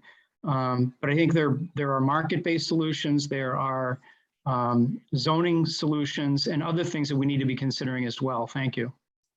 Okay. Charlie, I have a question for you. When do you think your financial forecast would be prepared? My goal is the beginning of November. Okay. Okay, Helen? Yeah, let's take no action until then. And I agree with the last, what? So we have the policy on policies. Wait. Your favorite thing. Yeah, wait a minute. So I suggest that we amend that one policy, and through you to Mr. Takanian, would you be willing to supply us some nice language to nest that nicely in that policy? We will certainly effort that. And just one other comment if I may. Can I- There is, oh, okay, I'm sorry. I'm almost done. And to get it back to us sooner rather than later, if you don't mind, so that we could get the ball rolling, because it's a multi-step process. Thank you. Harry? I just wanted to note that there is already a carve out from short-term rental tax that goes to a county-wide agency that distributes wastewater money, and that is, I believe, 1.75%. 2.75. Okay, well, it's a significant portion of what property owners pay as a result of short-term rentals already. And that's outside of the numbers we're talking about. I think that also applies to the hotels and motels. Okay, well, it's, again, I'm happy to work with the board to try and craft a policy. Okay, Mike? I was just gonna say the same thing that Harry stated about the wastewater tax that's already available. Yep. Okay, so I don't see any issue about referring this policy now. You know, the 80% is the key feature of it. I don't really want to wait for another draft. So I move to refer the policy designating, and we can retitle it when it comes back to us. I move to refer the policy designating receipts from the short-term rental tax for housing for comment from administration, department heads, and committees for review. And review as stipulated in the policy on policies to be returned to the board by November, we'll say November 30th. I'm sorry, Ryan, what are you reading from? I see no policy draft. Are you reading the motion? Yeah, so this is, the title for the memo is a policy designating receipts for short-term rental tax for housing purposes. I do not have that in my packet. It's in the memo. It's the third line down. It says to Ryan Curley, Chair, Wellfleet Select Board, from Harry Sarkis Turkanian, Chair, Wellfleet Affordable Housing Trust, subject, policy designating receipts for short-term rental tax for housing purposes. Yes, but the motion you just read, you added some numbers to. I would No, I appreciate. didn't. I said when it was due back to us. So you just read right off the sheet? Yep. So I second this. Okay, we'll come back to Hello? us after comment. Yep. Yeah, this isn't adopting it right now. This is so that everybody can weigh in. So can I have a roll call vote? Janet, I. John, I. Michael, I. Ryan, I. I'm going to abstain because I don't really Okay, understand. motion carries 4-0. I'm On to- going to abstain, which I Yep. would like to have go. Okay, into that's the all you record. need to say, Helen. No, So it isn't. moving- I want to uh, state why I'm abstaining, Brian, please. Helen, please. I don't understand what the percentage we're recommending is. 80%. 80%. But that's not in the motion. It's in the policy. I don't see a policy, but never mind. It's in the letter, it's in the memo, the 80%. But that's not a policy. It's a memorandum. Thank It you. says it's a policy, Helen. That's what the Alright. title says, but it's in the form of a memorandum. Never mind. Can I make a suggestion, Mr. Chair? What? Just The motion quickly- carried 4-0, so Just to clarify that the policy designating 80%. If that would satisfy Helen. Just because. no. Okay, that's fine. Thank you for your time. Yep. Thank you. On to private property impacts on Main Street for the Route 6 Main Street project. Jill McLaughlin, please. Hi, good evening. So are you able to allow me to share my screen? Who's the host? Charlie? Is Karen on? Can she do that? Karen, yeah. Yeah, I did it. It should be okay. Perfect. There we go. Thank you. Yep. And is everybody able to see it? Perfect. Great. Yes. So thank you, everybody. My name is Jill McLaughlin, and I work with Stantec, and I'm the design project manager for the Route 6 and Main Street intersection improvements project. And as Ryan stated, we're here to review the Main Street design. So we'll look at what the existing conditions are along Main Street, and I will go over what our proposed design was with our 25% design submission, and also the design that we presented at the design public hearing, what the right-of-way impacts are associated with that alternative. And then I'll also present a couple of additional design alternatives that we've worked out with the town and Mass DOT on. So for the existing conditions of Main Street, the roadway width within our project area is about 25 feet. So that gives us about 12.5 feet for traveling and shared bike usage along Main Street. And there are currently no pedestrian accommodations. So this graphic here shows what our design was proposed with the design public hearing that we just held, and also with our 25% design submission. So with the proposal, we were providing 11-foot travel lanes along Main Street with 5-foot shoulders / bike lanes and a 5-foot sidewalk on the north side of Main Street. So that's shown in orange in the image down below.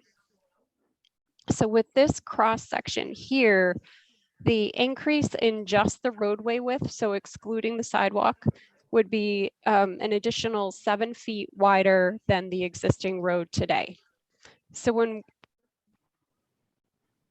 Okay, and Jill, and at the intersection itself, with this design, would there be any widening of the intersection at specifically Main Street and Route 6? Yep, sure. So immediate at the intersection, we're a little bit narrower than the opening today, but as we come along Main Street and develop these turn lanes, we do widen out a little bit in this area. And that's really to account for future traffic that we're anticipating. So we look at, when we're doing intersection design, we look at current traffic, but we also do like our 10 or 20 year projection and the traffic numbers to see how the signal is going to perform in the future, and really design for the anticipated increases in traffic.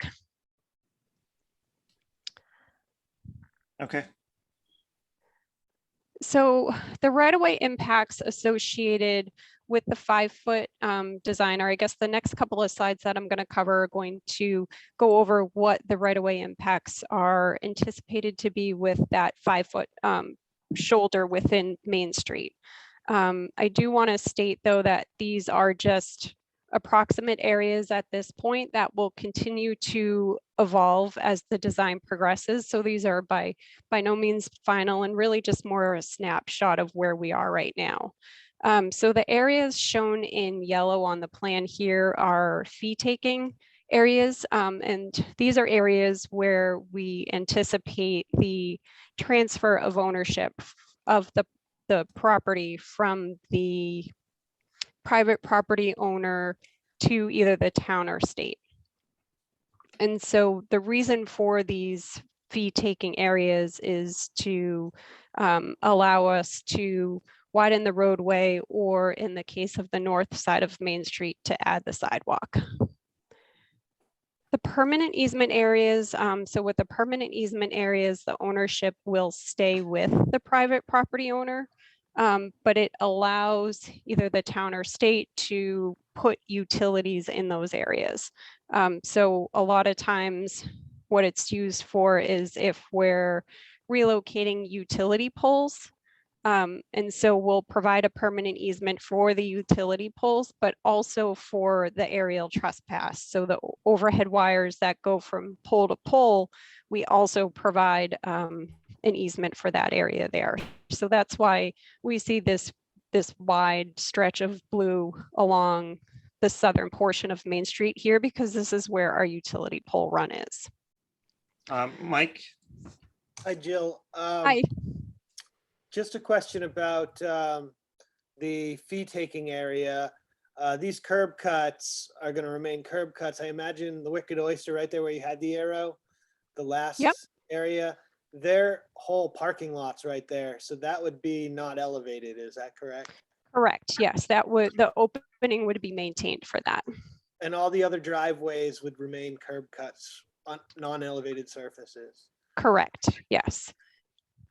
I have a question. Sure.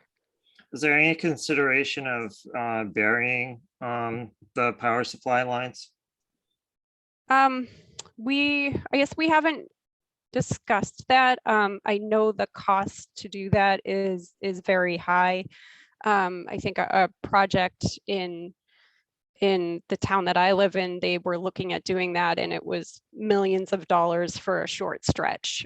So it is very costly and not something that's typically done for projects, just because of that cost. Okay. Helen? Hi, a couple things.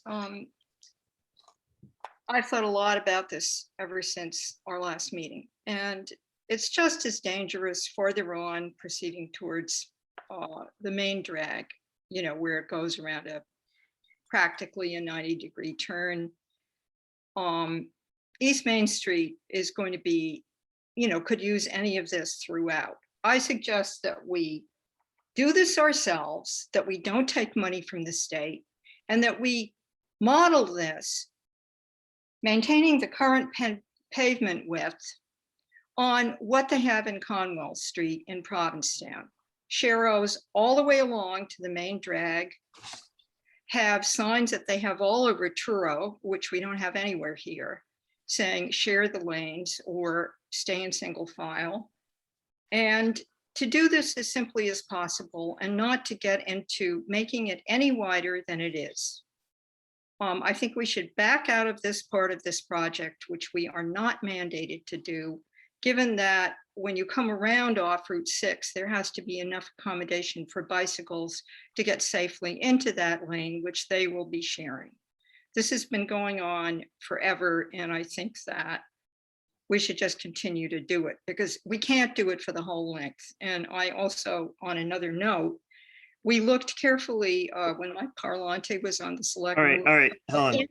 Helen, okay, Helen, no.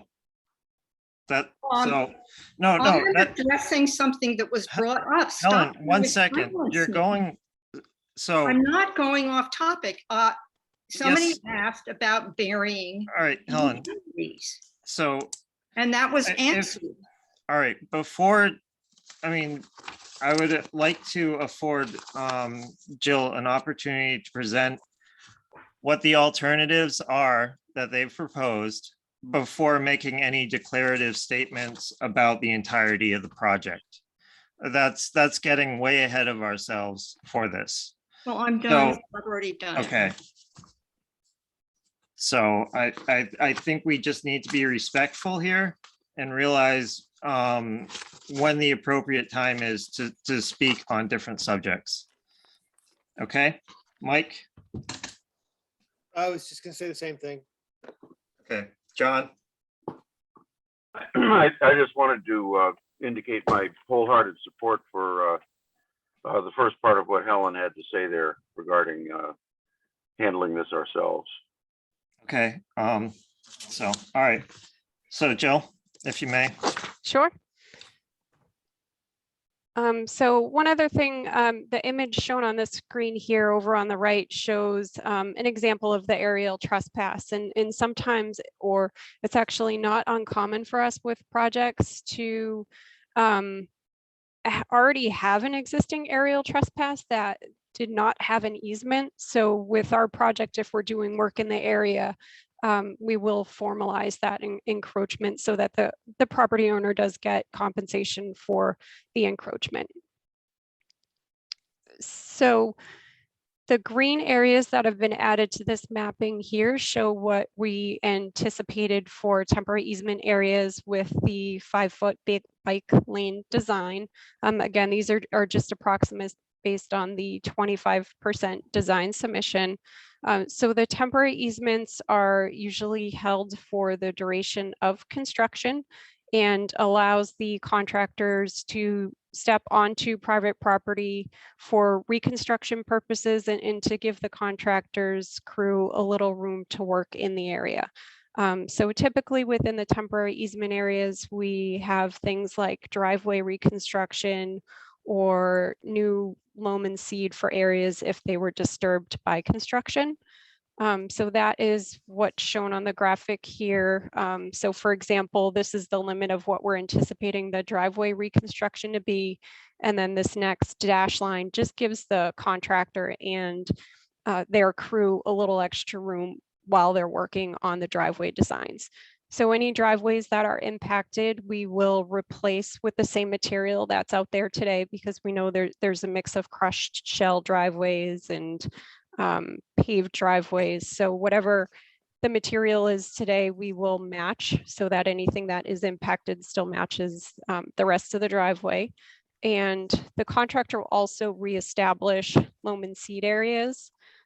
If there are private features that are impacted by the design, that's more typically handled through the right-of-way process. So for example, if there are any private business signs that are impacted with the project, then through the right-of-way process, the property owner is going to get compensation to relocate that sign. So the same thing would apply to fencing and landscaping areas. So this graphic here just shows a close-up of the intersection. The intent of this was to just show how we're a little bit narrower than the existing roadway opening immediate to Route 6 and Main Street. But as we travel along Main Street where we have those turn lanes, we do widen out to lengthen the turn lanes to account for the future traffic projections. And I do also want to address the impacts to the Duck Creek Salt Marsh area, because we have heard some questions regarding that. So the only impacts that we have to the Salt Marsh Duck Creek area are associated with replacing the tide gate that's out there today with a self-regulated tide gate, and also for the construction of a head wall in that same area. None of the roadway work that we're doing will have a direct impact to the salt marsh.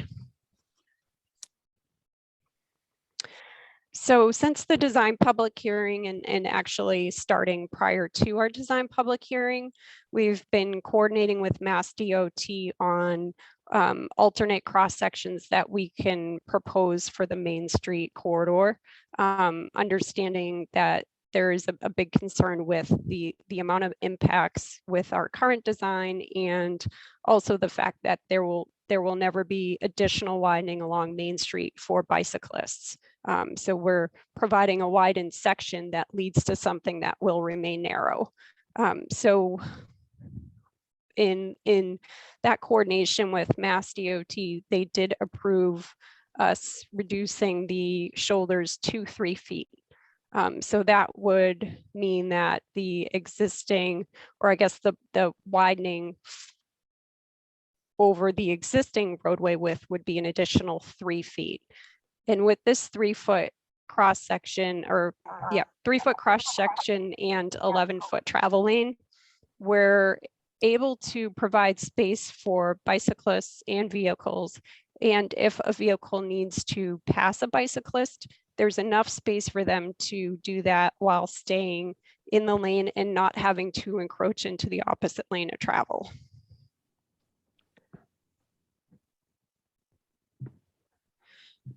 We also had approval, or just recently got our approval from Mass DOT to even consider 2-foot shoulders on Main Street. So with the 2-foot shoulders on Main Street, that means that the overall increase in width is an additional 1 foot over what's out there today. And with this, similar to the 3 foot shoulder alternative, will have a share the road experience. So bicyclists will try to ride closer to the edge, but are expected to be more within the travel lane because there isn't much room for them within that shoulder area. And with this alternative, once we drop below a 3 foot shoulder, if vehicles are going to pass bicyclists, there is an expectation for them to go over that yellow center line and encroach a little bit into oncoming traffic in order to pass bicyclists. So those are the two cross-section alternatives that Mass DOT is allowing us to consider that we would love to hear everybody's feedback on. And then the next modification, which Helen had brought up earlier, is the limit of work. So our current limit of work, excuse me, I'm just gonna get a glass of water 1 second.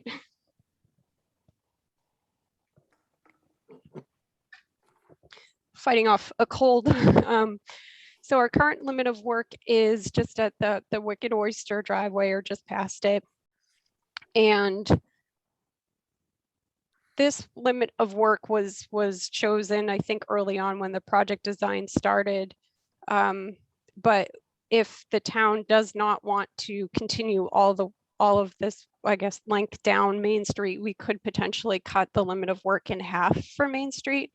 And would only really need to go to just past the Piping Plover property for the intersection improvements. So if, I guess if the town's happy with either the 3 foot or 2 foot shoulder option and wants to keep the current limit of work, that will help us reduce impacts to private property in that area and really pull those limits of work in. Or as an alternate, we could also look at trimming the limit of work to just past the Piping Plover area.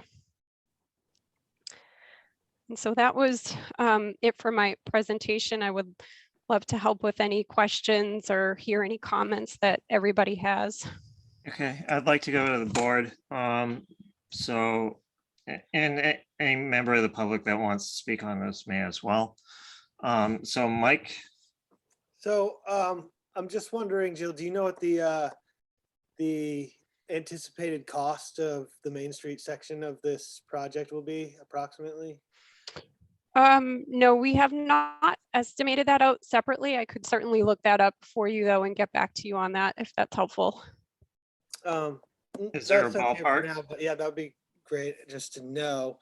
I am kind of, I think, you know, the benefits of this project, tidal gates, sidewalks, the town has been in existence for, you know, hundreds of years, and we don't have sidewalks out from Main Street. It's one of my goals to connect the sidewalk down to where Heritage Books is at Long Pond Road.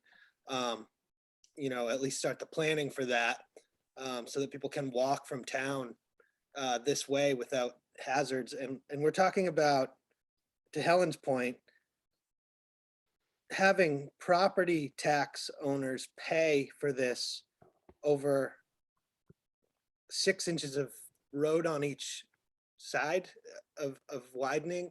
I don't see how it's any simpler for us to do it ourselves. I mean, that is kind of crazy to say, keep it as simple as possible and do it ourselves.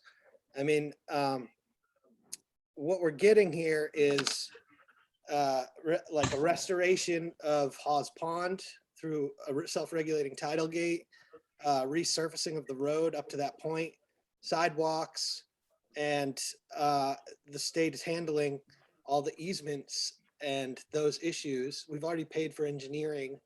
I just can't understand why over a 1 foot widening of pavement, or even if it's 18 inches, but I'd prefer it to be the 2 foot lanes and a narrowing of the lane, that it results in an actual 6 inches of road layout increase on each side. I mean, 6 inches, the size of an iPhone.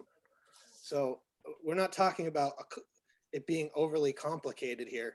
We're talking about a sidewalk and a remarking of the street.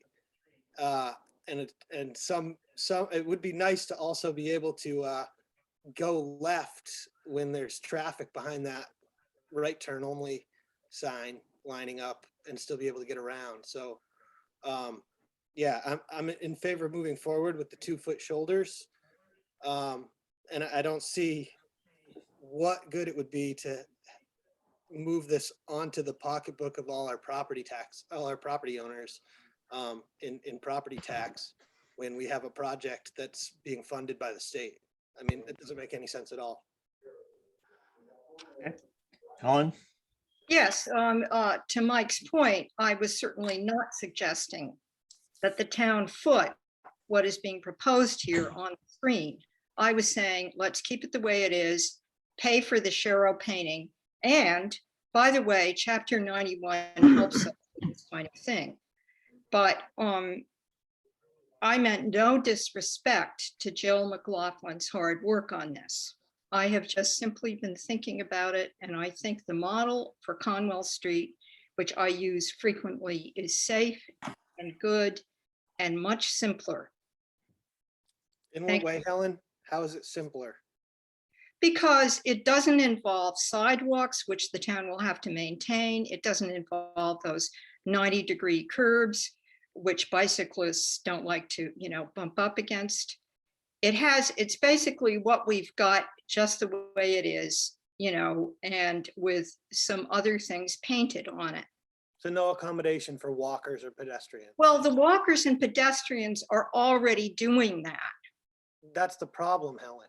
Well, There's nobody's nowhere for them been to killed, and I Okay, think all right. that's You it. too. Yep. Disagree about So, that. That's okay. John? Well, yeah, that's something I guess I'll have to agree to disagree about with the proponents of widening it to the extent that is being proposed.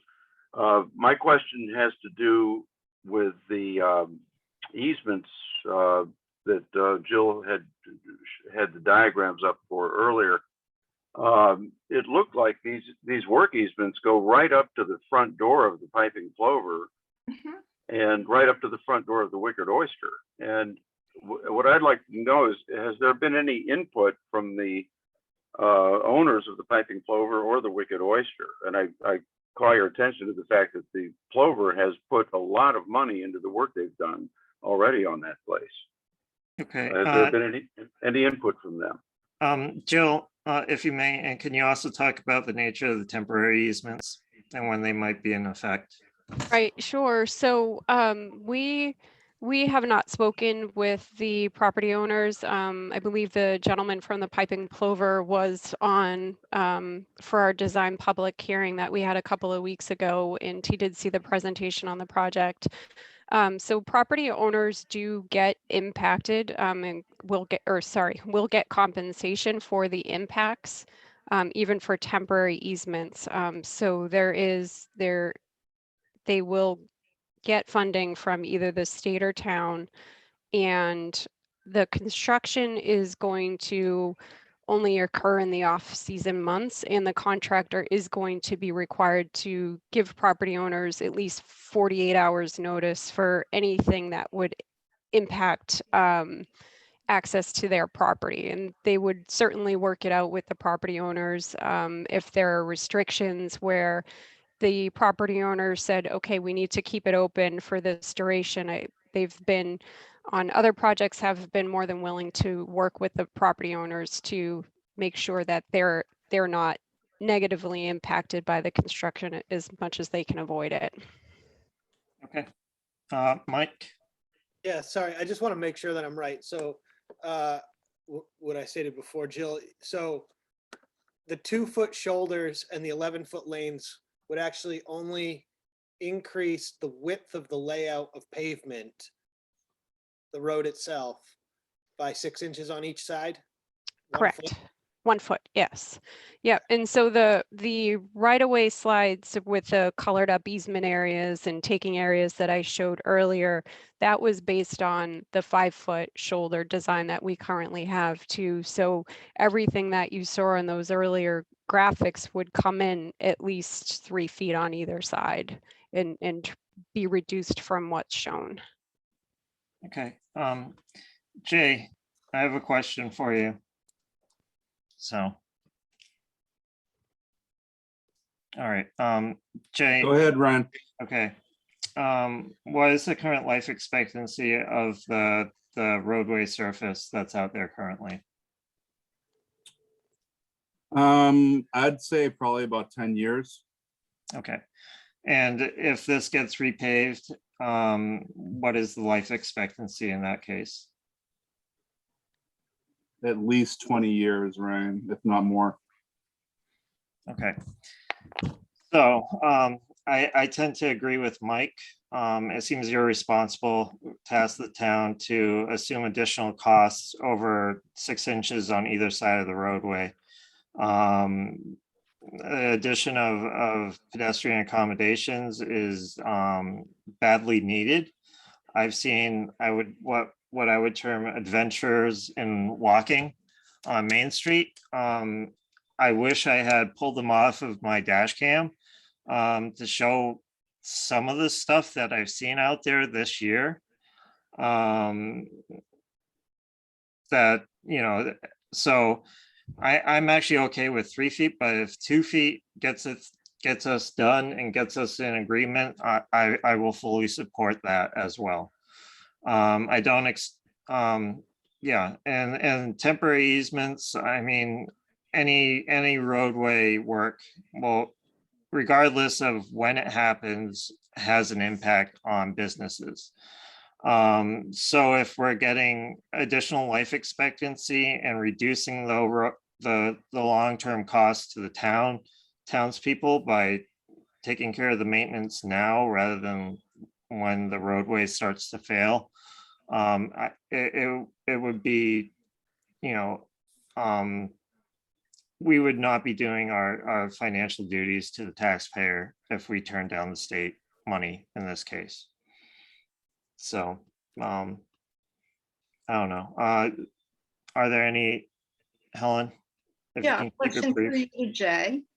Jay, roughly how much does that kind of, you know, repaving cost the town given Chapter 91?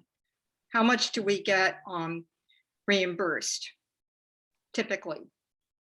I mean, typically in a year, the town gets close to $200,000 with Chapter 90 funds.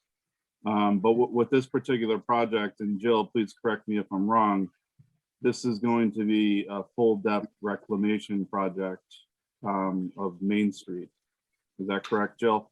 Yes. No, I just meant the repaving of that particular stretch of road. The second thing is we did get an email from the proprietor of the Piping Plover about not wanting there to be any encroachment on his property. Thank you. Jill, with a revised layout of 2 feet, is there any encroachment on the Piping Plover?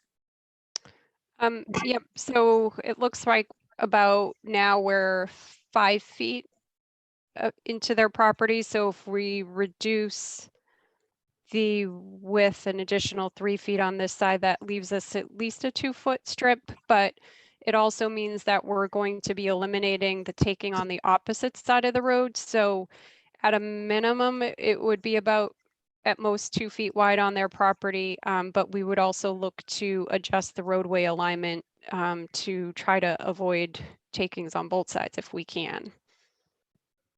Okay, so estimate, or what would your estimate be after adjusting the roadway itself? Would it be like 1 foot at the very end of the property?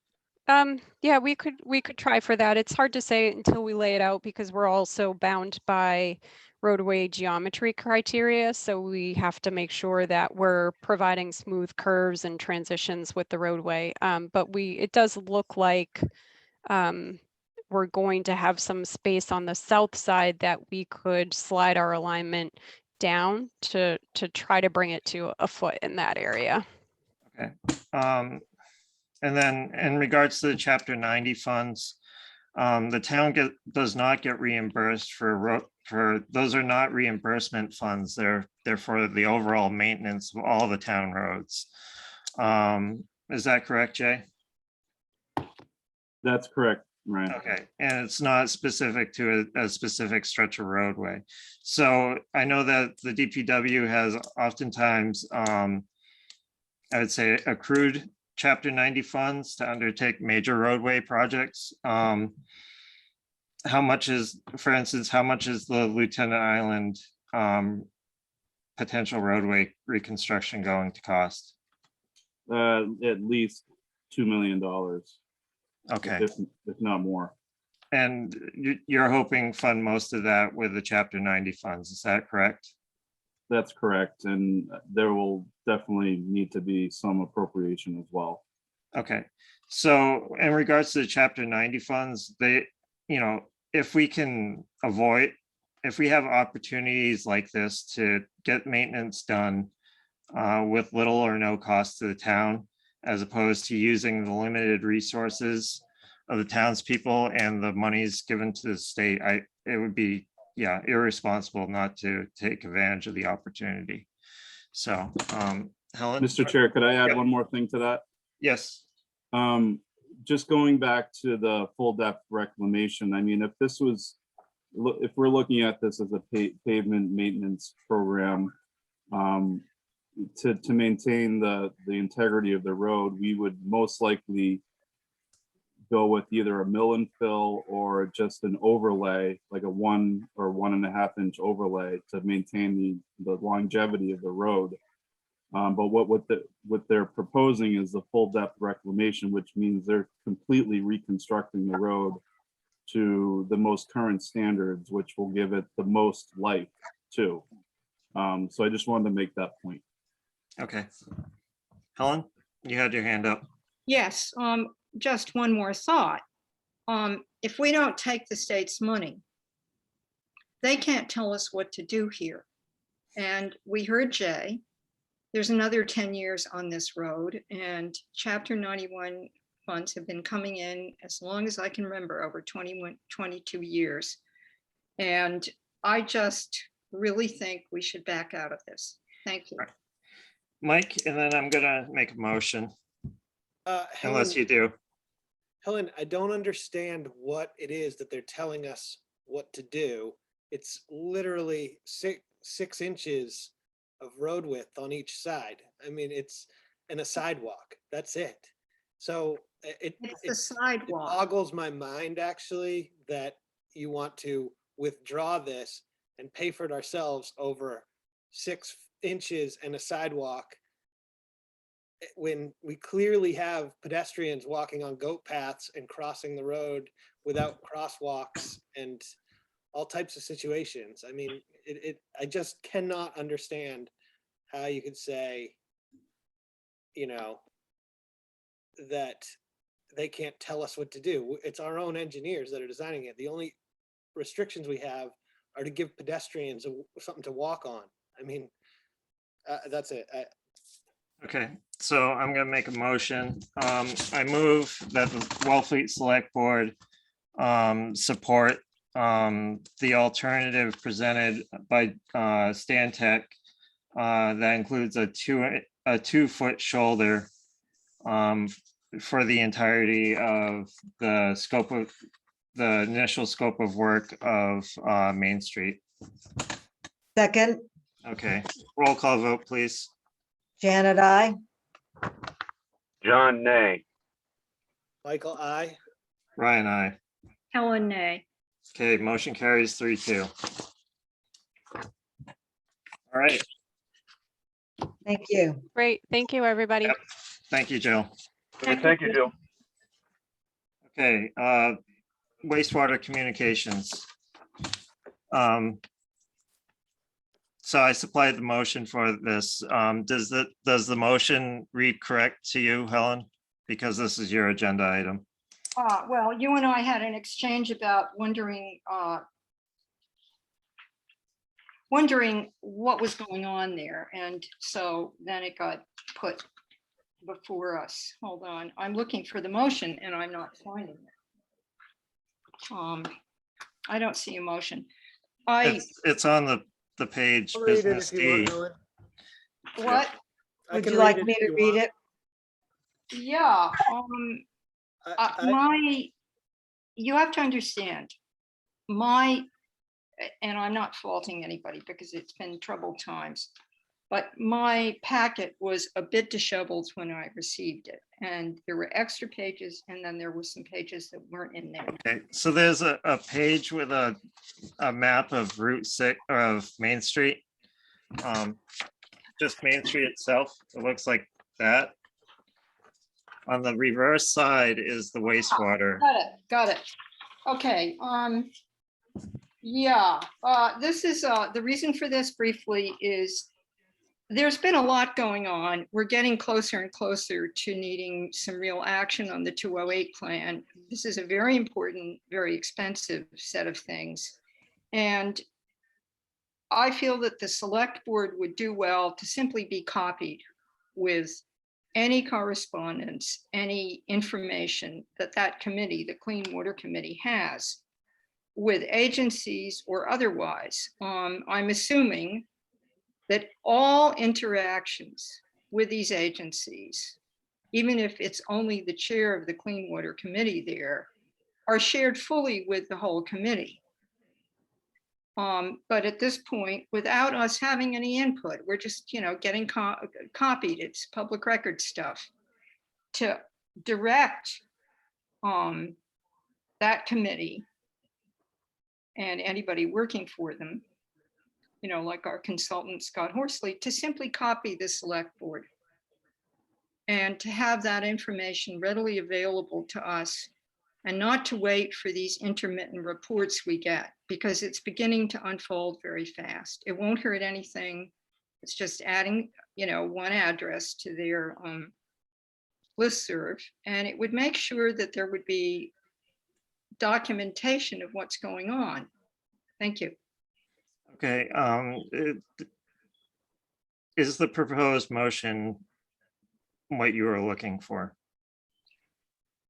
Yes. Okay, all right, so Kurt?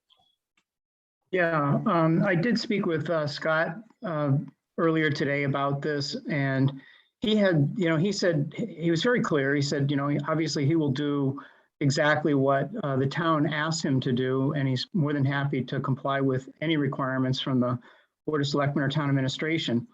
He did say that he thought it would be extremely awkward, for example, to be CCing the Board of Selectmen, for example, on a communication where he might be asking for a map change from a member of the, the Cape Cod Commission who's working on something. It's the level of detail that's going on and the level of communications that's going on between Mr. Horsley and, DEP, Cape Cod Commission, EPA, members of other boards in other towns where he's engaged, where he's soliciting feedback on ideas and so on that may ultimately have some impact on Wellfleet as he's trying to garner support for collective purchases of enhanced IA systems and those sorts of things. I mean, the level of detail that you're asking or suggesting should be CC'd with a Board of Selectmen designate on the communication. His feeling was it would look very, very awkward to a lot of the recipients of those emails, but he's happy to comply with whatever the board wants. Okay, Mike? I guess I just don't understand the level. So he could just blind carbon copy us, I guess, if he feels like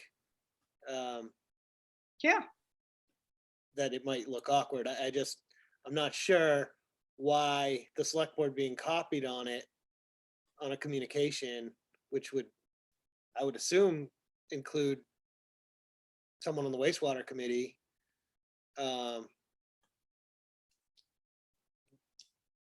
Why that would be awkward.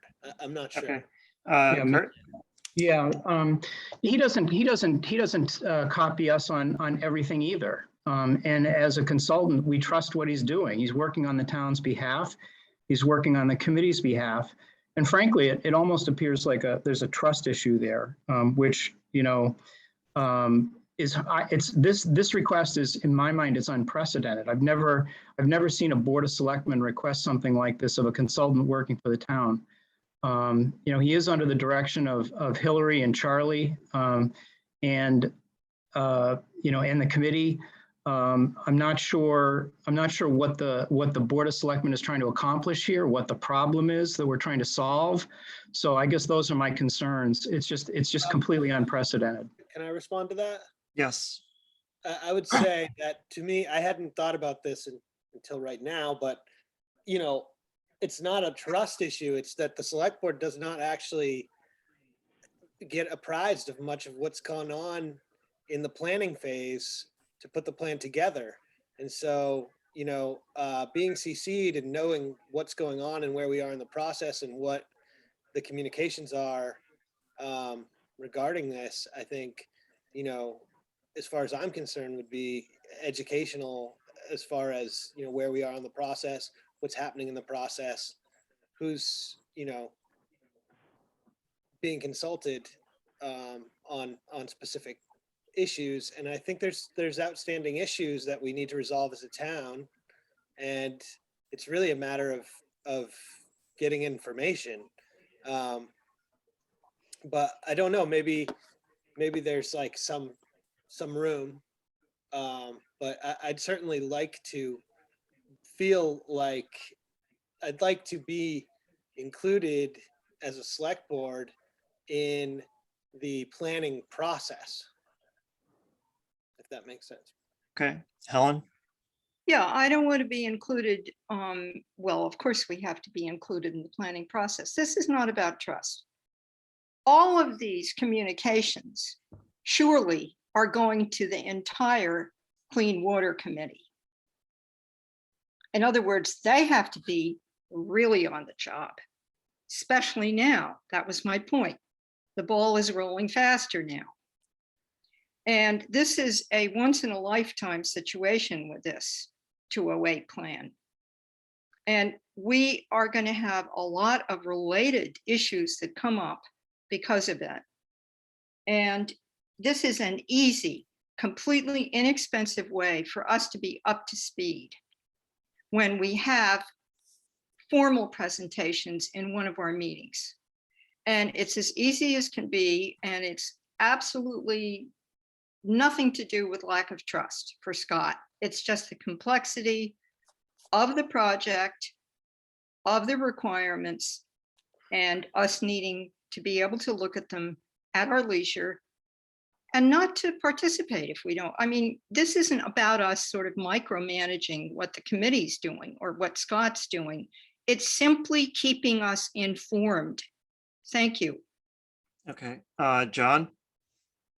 Yeah, I would agree. It has nothing to do with trust. It's a matter of keeping ourselves informed. I would rather have to filter out details I don't need than miss details that might help us in the decision-making process when this does come before the select board.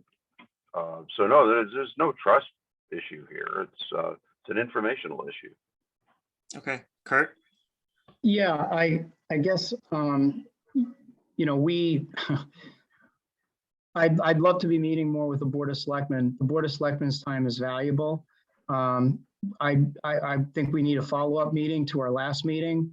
I'd like to see more of those meetings, not less. I mean, that's the way information normally flows between committees and the Board of Selectmen. Like I said, I'm not on every email that Scott is engaged in sending to various parties that he's engaged with. And I wouldn't expect that. The committee certainly is not on those emails either. I'm not on them. The committee's not on them. Hillary's not necessarily on all those things either. He's engaged to do a service for the town and engaged in a work process and a workflow as a professional, one of the most highly regarded consultants in his field. And if you want more reporting from him, I think you could simply ask for it. If you'd like for him to, for example, come in every 2 weeks and report to the Board of Selectmen, he'd be happy to do that. Mhm. You know, I don't know really what the problem is that we're trying to solve. And again, it's, you know, I've never heard of a consultant being requested to do something like this before. Okay.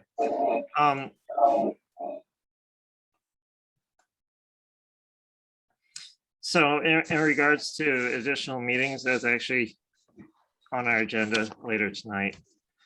But we'll see where we are on that. But otherwise, I'm fine either way. So would somebody want to advance a motion? I'd be happy to do it since I, kicked this hornet's nest. I move to direct that the select board be copied on any communications regarding wastewater planning within the town of Wellfleet to the EPA, the Mass DEP, Cape Cod Commission, or other outside agency by all those employed by the town of Wellfleet directly or as consultants or who serve on the Clean Water Advisory Committee. Okay, is there a second? I'll second. Okay, roll call vote, please. Janet, no. John, I. I'm unsure at the moment. I Tom? think, Helen, I.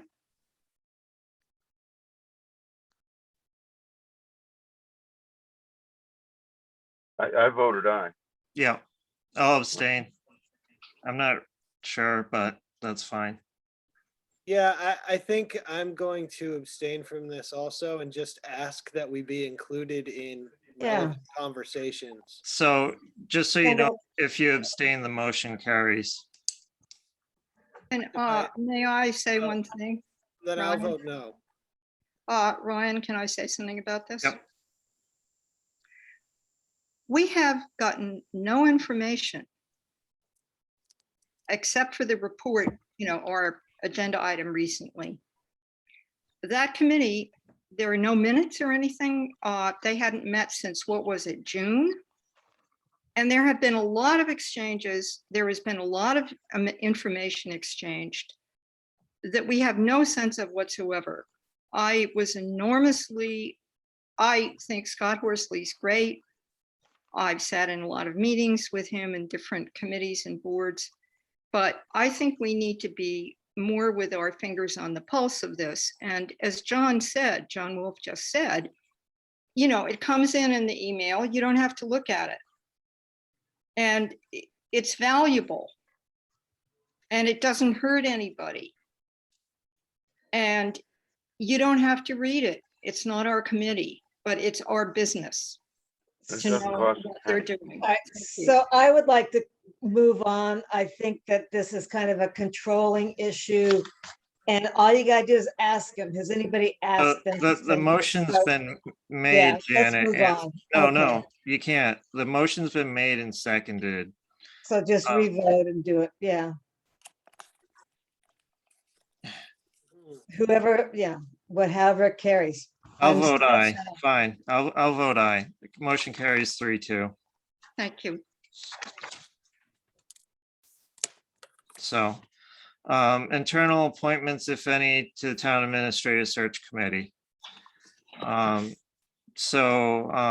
Chief Polly and Charlie have expressed interest in helping to select the permanent TA. Excuse me, Ryan. Yep, I think I'm up next. you're up next. COVID relief grant. Oh, yeah. Yep, she is.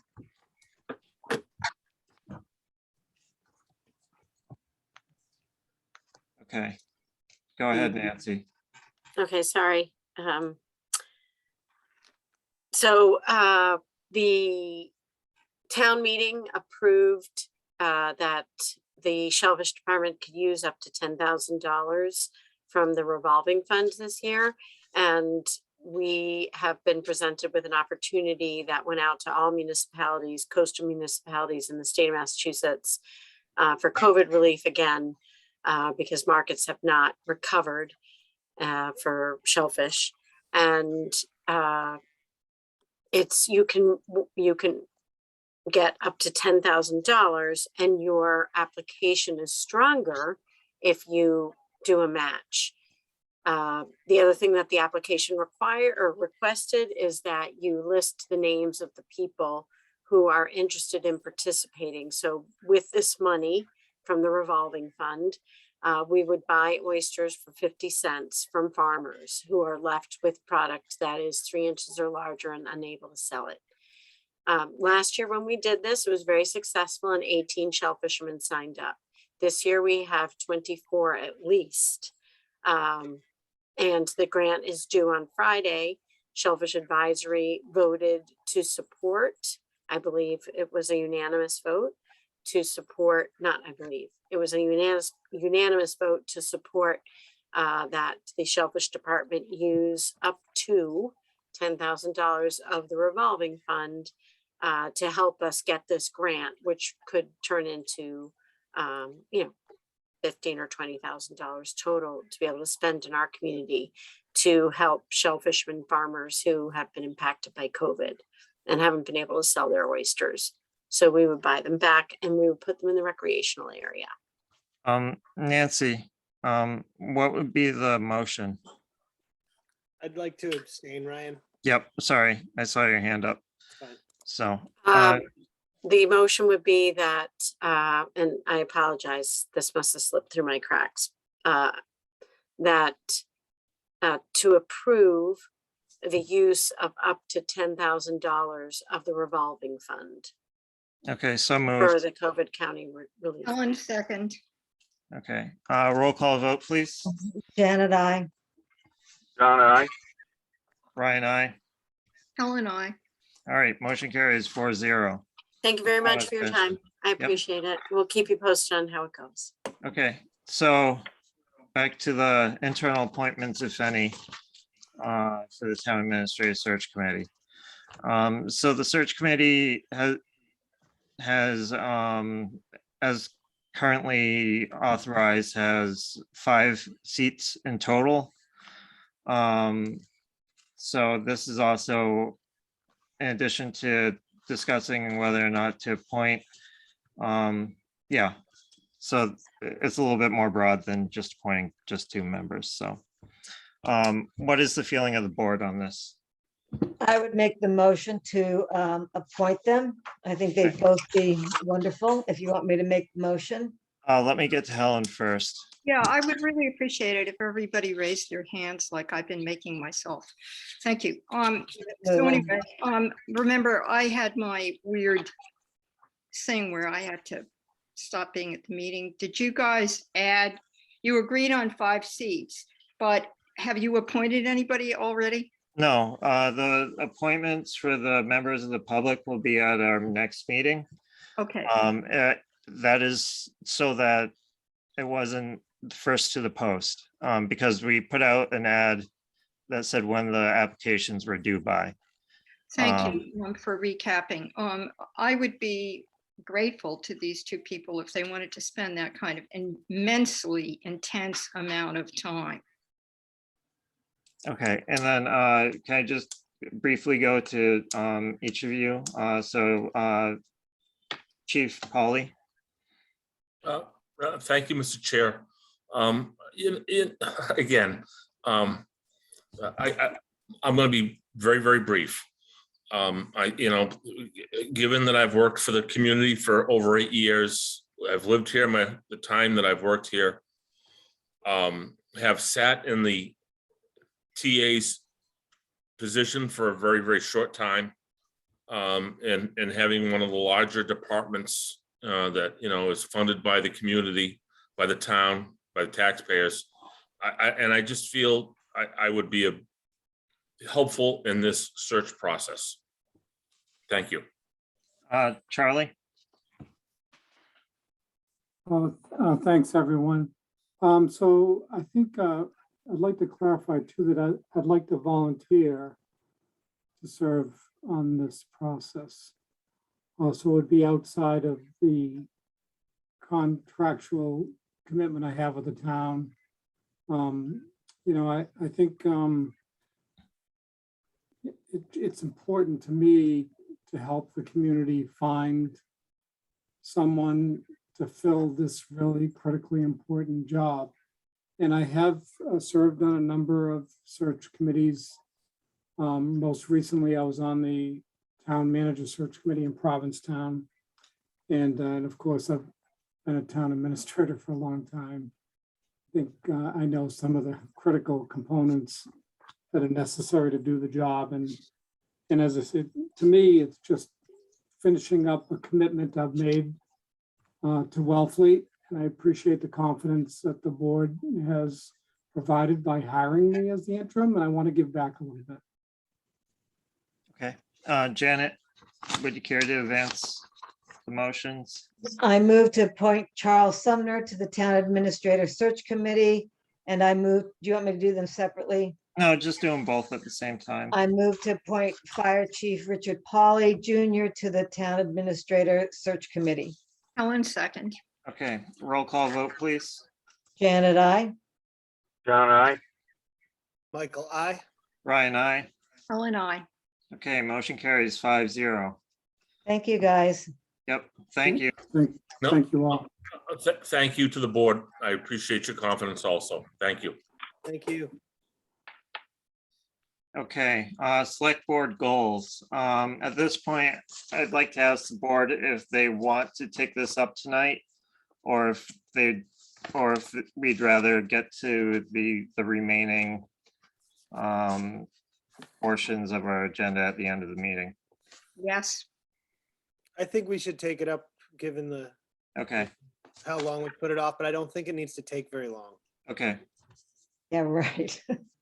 Well, I mean, we're not passing anything. We're not voting on anything. I think, and Mike's goals were left out of the packet, it appears. I emailed them to the Yeah. board. Yeah.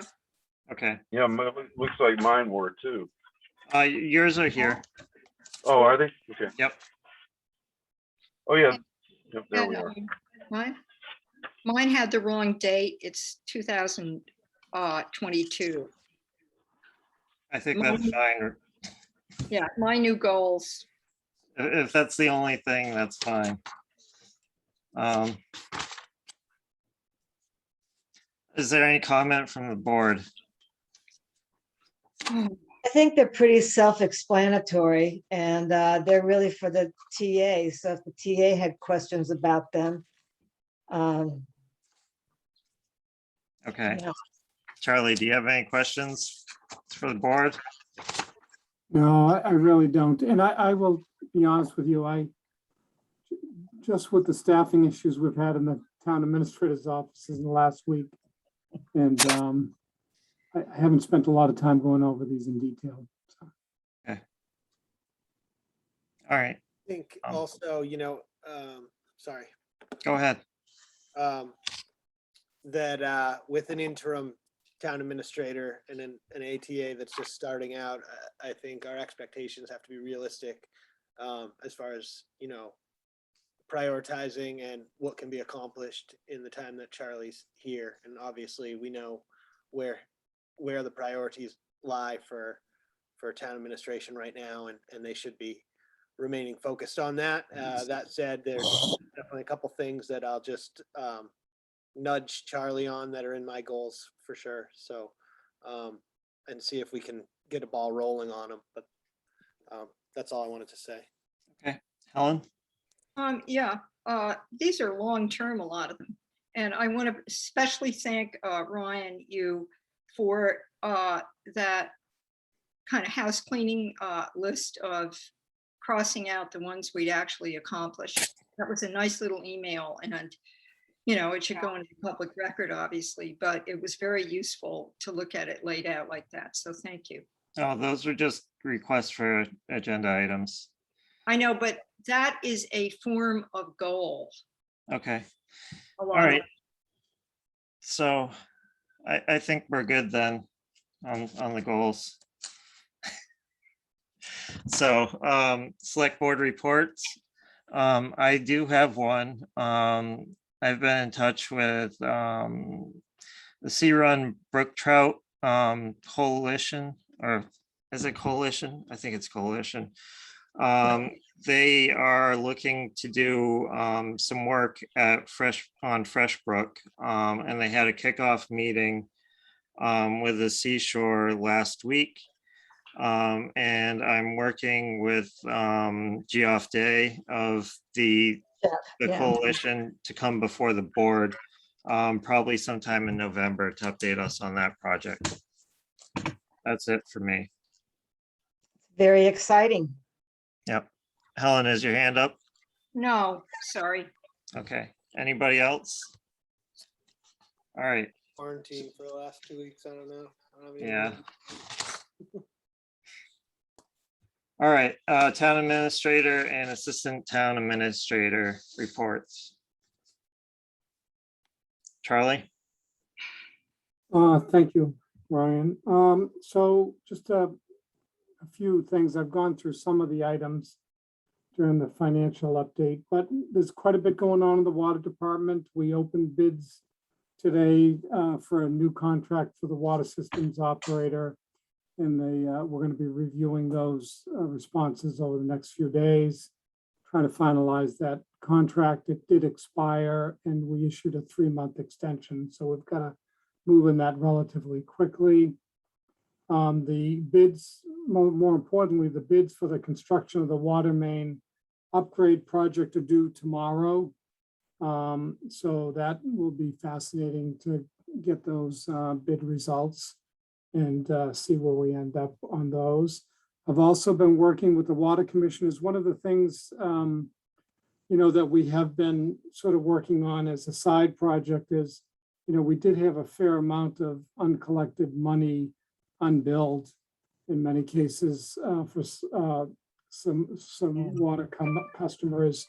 And Karen Plantier in the water, working on the water department, has done a really wonderful job working with people to collect some of these outstanding obligations.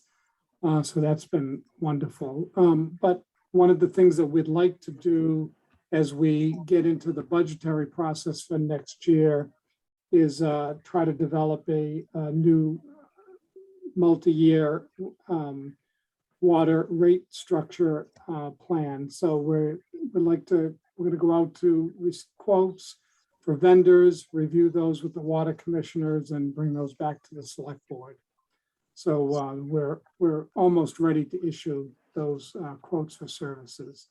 And then the Wellfleet landfill solar project is really close. We've finalized some of the documentation with the assistance of town council.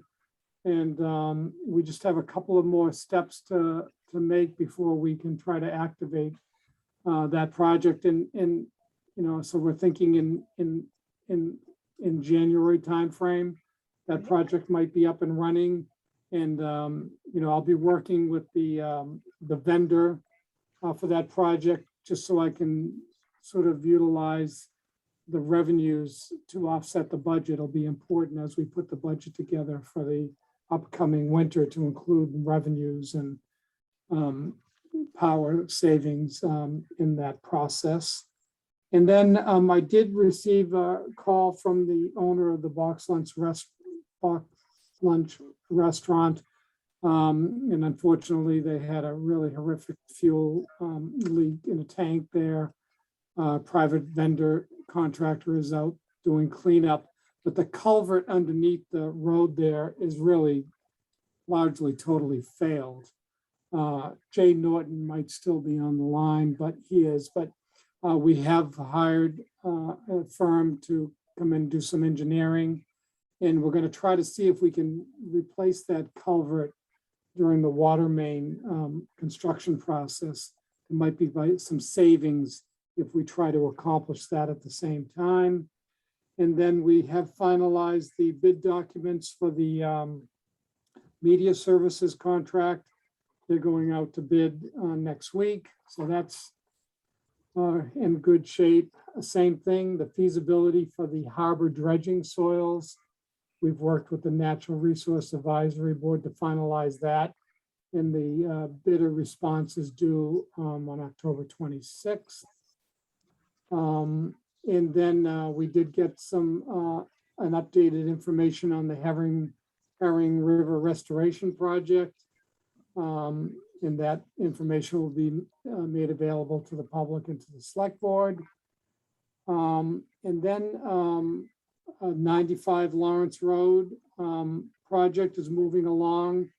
And I think we'll be making a recommendation to the select board at the next meeting relative to that project. We've been doing interviews for the Assistant Harbor Master position and for the Assistant Health and Conservation Agent's position. Those will be filled by the end of the month. And Rebecca Slick is working with a number of boards, committees, and departments to start the update of the hazard mitigation plan. That's important for a number of grant reasons that we get that project moving forward. And then I did receive notice today that Mass DOT is going to be doing some pavement rehabilitation on Route 6 from PJ's Restaurant to up to Siemens Bank. It has nothing to do with the reconstruction plan, but it is repaving the existing surfaces out there. It's going to go on for a 4-day period, and it's going to be starting October 14th. And then finally, Jay gave me an update, Jay Norton, on the Lieutenant Island Bridge Repair Project. Will begin again on October 25th. It's going to include replacing structural components, the decking and the railing system. And that work under the schedule that they submitted to Jay will continue through November 12th. That's all I have. Oh, and I'm sorry, I'd just like to give an update on the dredging project.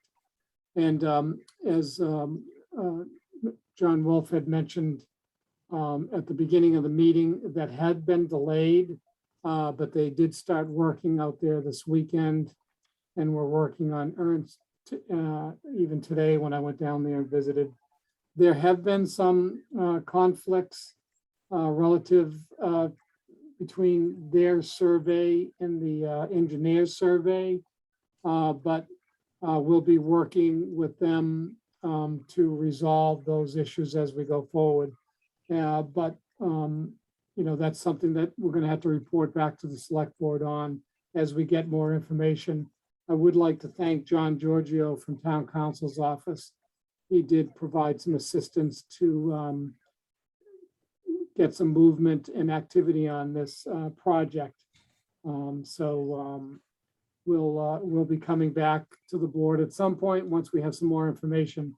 But the more critical element, because we're under such a tight time window for performance, was to get the contractor started and get production going out there in the harbor. So I think that's all I have. And if you have any questions, I'd be glad to try to answer them.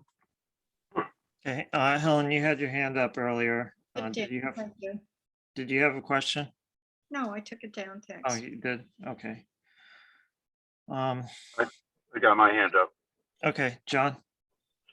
Yeah, Charlie, I mentioned at one point about the possibility of the contractor applying for a permit to extend the dumping period past December 31st.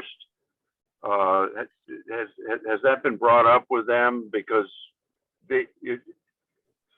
from what I can see, you know, if they need the extra time, it'd be better if they had that permit in hand and didn't need it than to miss the deadline for applying for it and then find out later that they need it. Yeah, thank you, John. I have not, to be honest with you, we've been so focused on getting the work product started out there and dealing with the conflicts that exist at the moment that I haven't dealt with that matter yet. But I will talk to Will Sullivan tomorrow, and we'll reach out to our engineer to see if that might provide some, more flexibility in terms of performance. Mr. Chair, may I provide some information on that issue? Can I go to Mike first and then I'll go to you, Joe? Yeah, maybe you can answer this too, Joe. So this is also dredging related. It's come to my understanding that we're gonna have to remove the pilings or some of the pilings that hold the slips, the docks down there. And I think they're gonna be replacing them or putting them back in. And I just want to make sure that we have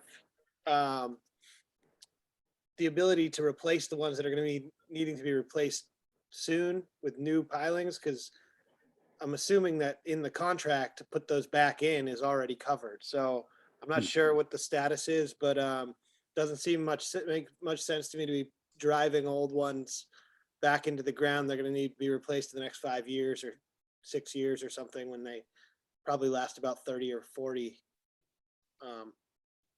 when they're new. Yeah. Yeah, so, I'm sorry, go right ahead, Joe. Oh, go ahead. Yeah, Will, I know the dredging committee and Will Sullivan are sort of all over that matter. And so, the contractor removed a number of the pilings because it was more efficient for their work cycle. And the reality is replacing a number of these broken pilings just don't make any sense. So we are working to acquire new pilings to reinstall. And Will Sullivan has been working with the grant agency to see if some of these costs will actually be shared under the state grant program. And we're optimistic that that's a possibility. Okay, thanks. Okay, Joe? Mr. Chair, yes, thank you.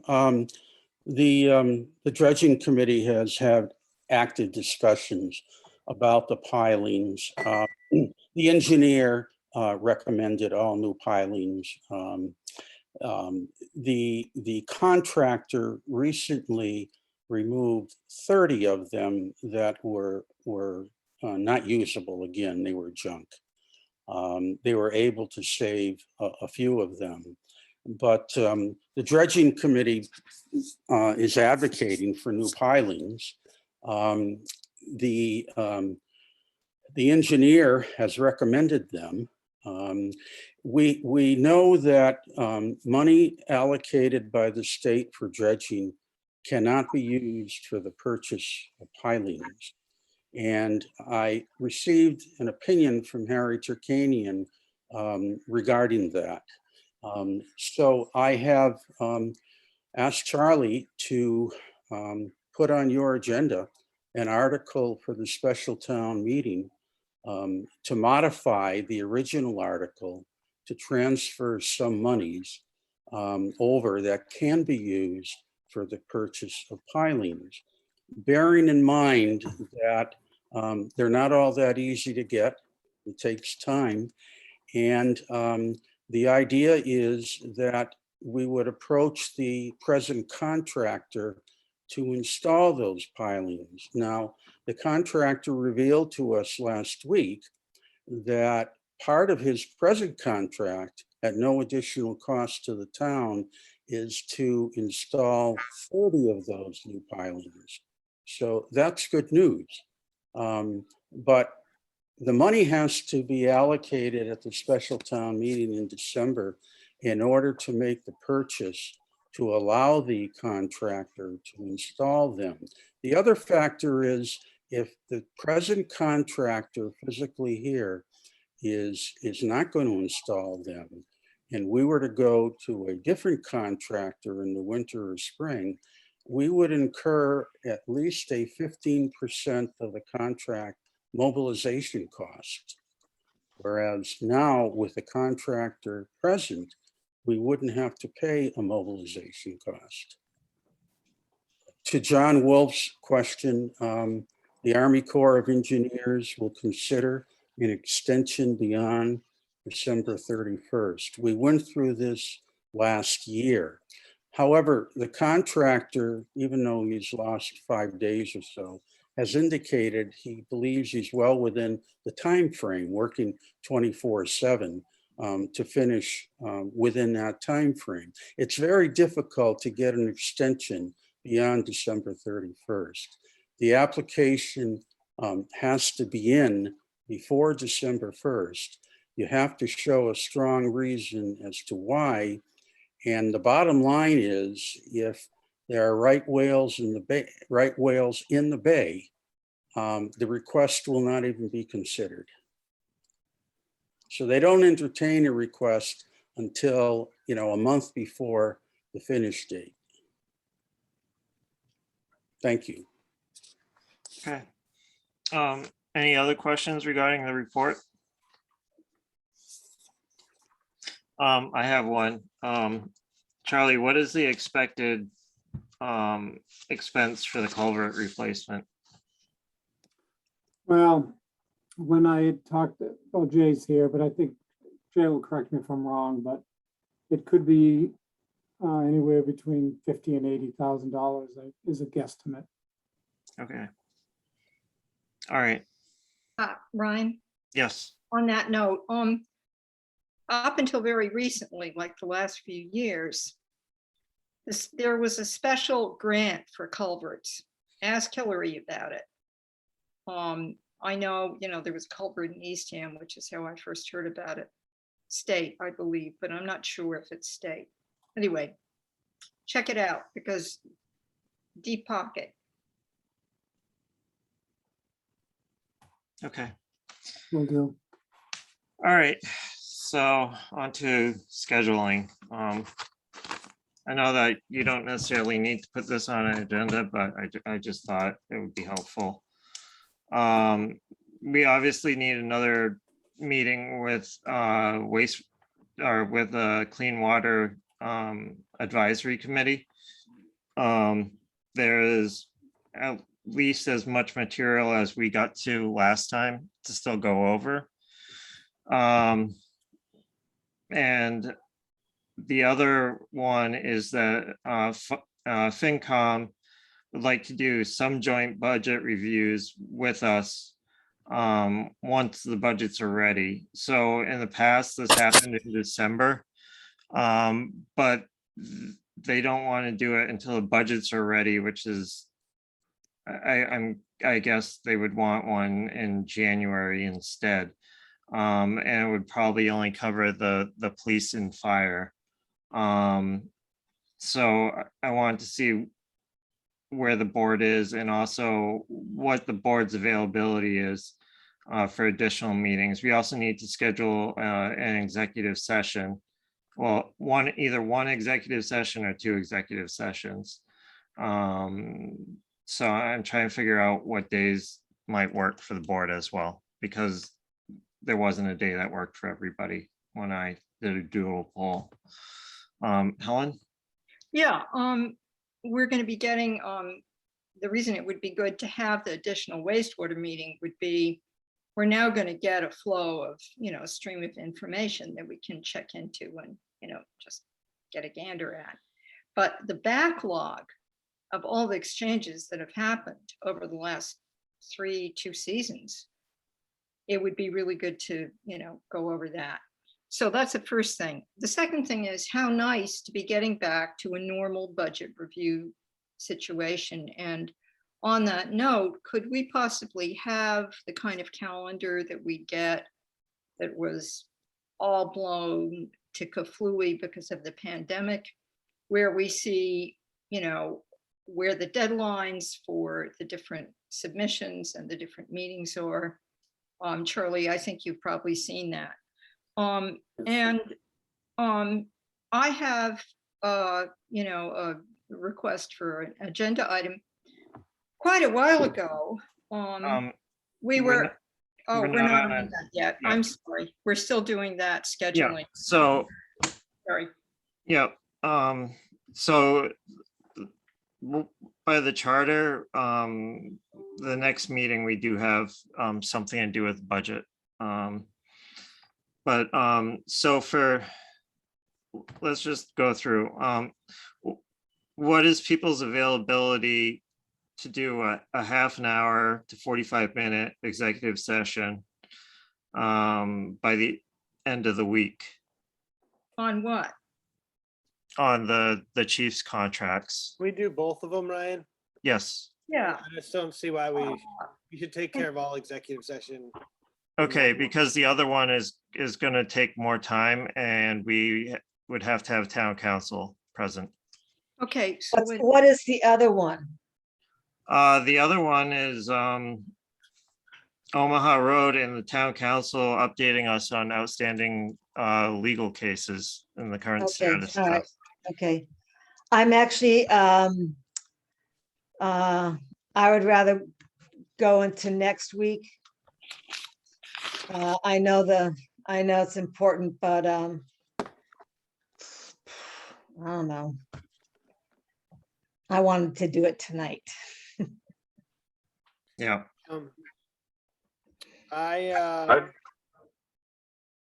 I'd be recused from that second topic, so it's really up to the board. I'll just try and fit it in because I'll only be part of that first one. So if you want to combine them, that's fine. If not, really doesn't have any bearing on me. Yeah, well, the other one would also be outstanding court cases as well.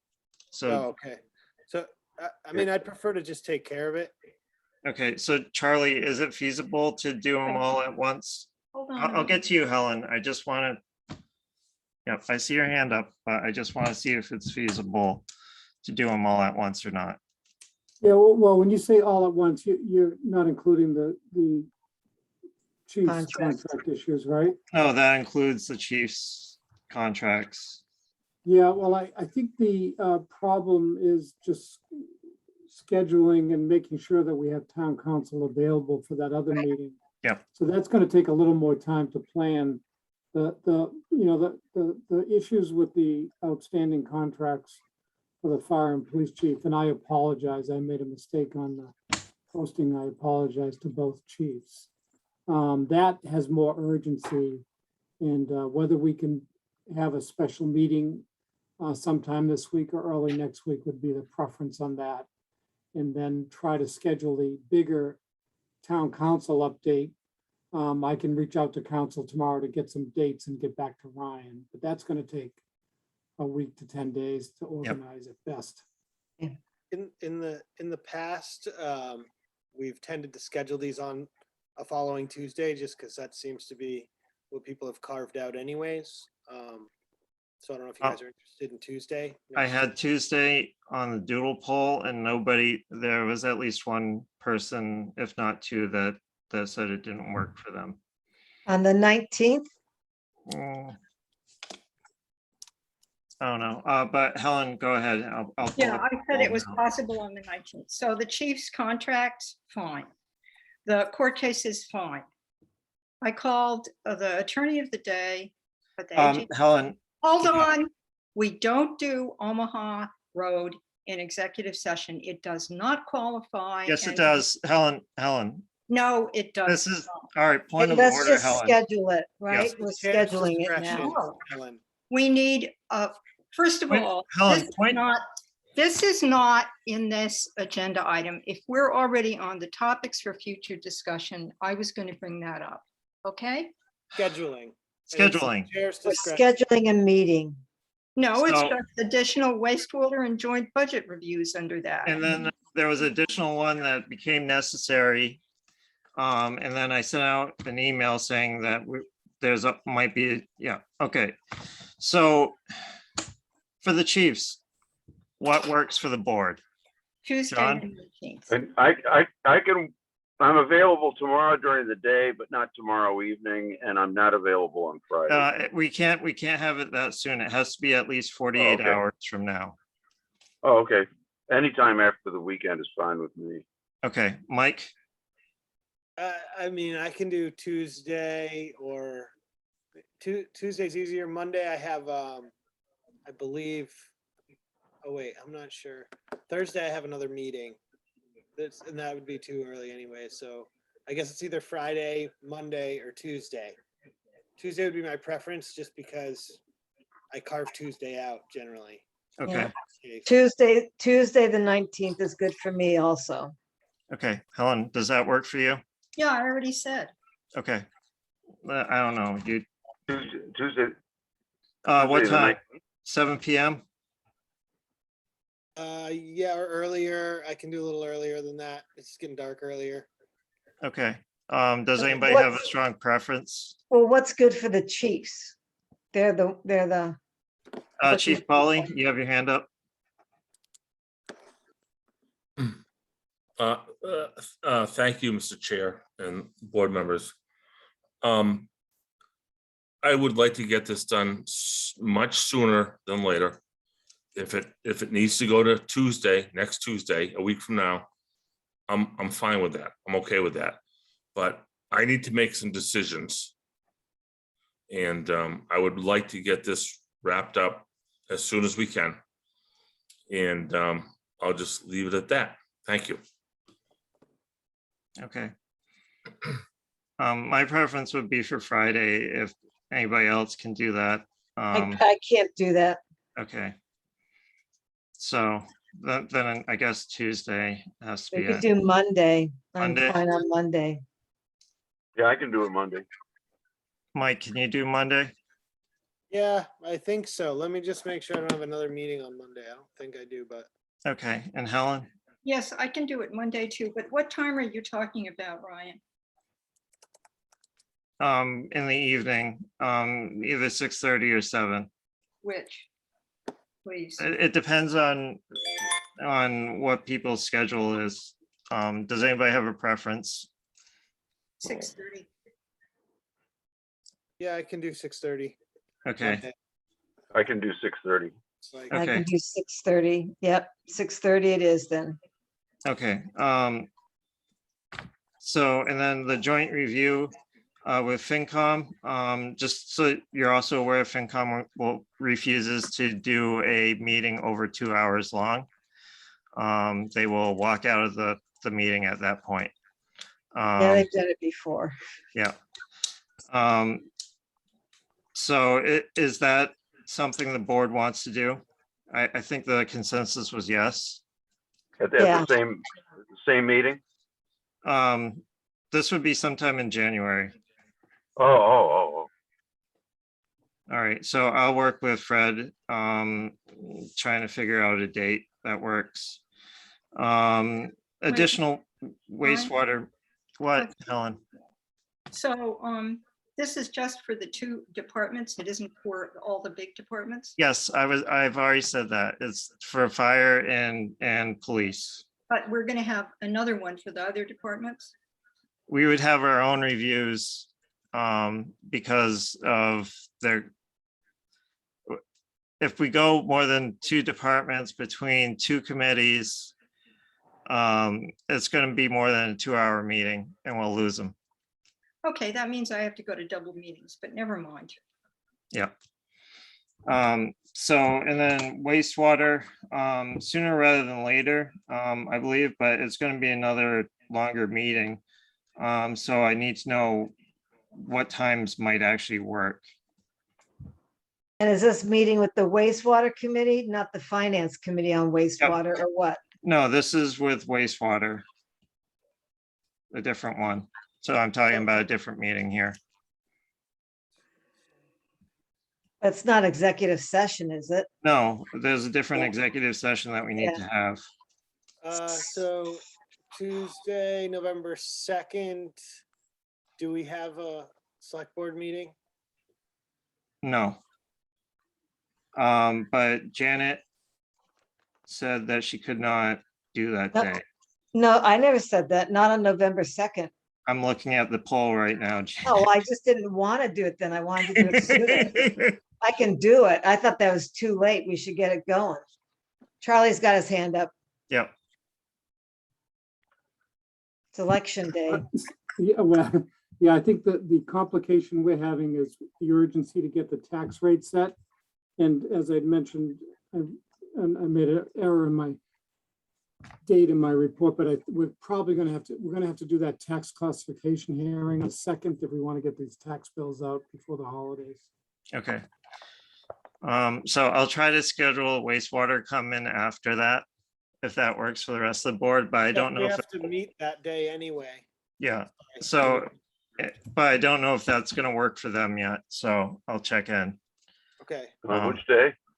This is November 2nd. So would that be any problem with it being election day? I mean, No. with, Election day is not a Anybody- holiday in America. We I don't know, celebrate democracy. but like we would have somebody being the Zoom host and all that. Okay. I mean, okay, all right. So did Chief Hurley and Chief Polly agree to the time for the executive committee meeting next week? Yes, yes, 30. okay, Yep. Thank Yep, you. Monday at 6:30. okay, All right, good. and the I last didn't- one is, what, yeah, we just have all these things that we have to get to. So, yeah, I don't know. I guess for the other executive session, I'll have administration work on finding a time. Okay, does that work for everybody else? All right. Yep.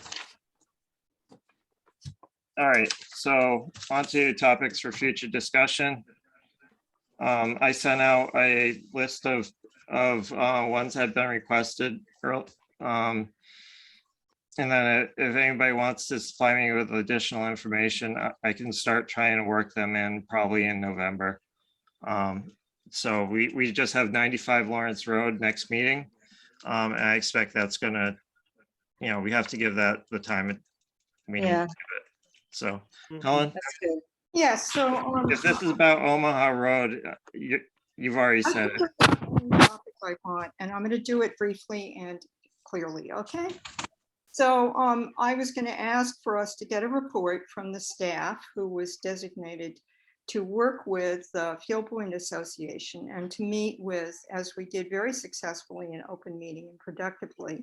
No, that was an executive And with session. Ann Foster Sterling. I'm asking for it to be a regular agenda item, and that's what this agenda item on this meeting is for. Since that negotiation with them does not include purchase, exchange, lease, or valuation of an easement, which is what they were offering us. And since it's been a long time since we've heard anything about it, I think we should have another meeting about it. We're gonna have another meeting on it. I've determined it will be executive session. That is final. Okay, well, have you checked with the attorney's Yes. office about it? Yes, and Charlie's checked with town council as well. So Okay, well, respectfully, Helen, at this point, I don't see why. okay, on to correspondence and vacancies. Oh, I have a topic for future discussion really quickly. Okay, I think at one point we had a tree warden in the town of Wellfleet. I don't think we have for a long time. We should. Usually DPW does it. It's the DPW. The DPWs are appointed tree warden. Yeah. Okay, and that's like official. Does Jay know it? Yeah, the DPW director is designated as the tree warden. Okay. But I don't know if there's like an official appointment or not. Well, I'd actually like to maybe appoint someone to be the tree warden, like a lot of towns do, similar to like the Herring River warden. So I'm not sure. Whatever, that's fine. We can talk about it later. I just brought it up because somebody had asked me about it, and I know someone who had been the tree warden in the past, so. I just didn't Maybe know. share your concerns next meeting. You could share your concerns next meeting. it'd probably be in It doesn't have to. November. It doesn't have to be next meeting. There's no hurry Yeah, on it. I just didn't know if future we even meeting. had an appointed tree warden, and we're required by law to. Okay, so Yep. Correspondence and vacancies. Sorry, I didn't include a correspondence this week. I need Rebecca to remind me. So it will all be in the next one. So the minutes, There's both the minutes as they were originally drafted, and there's a copy of the minutes as they are, as I've amended them.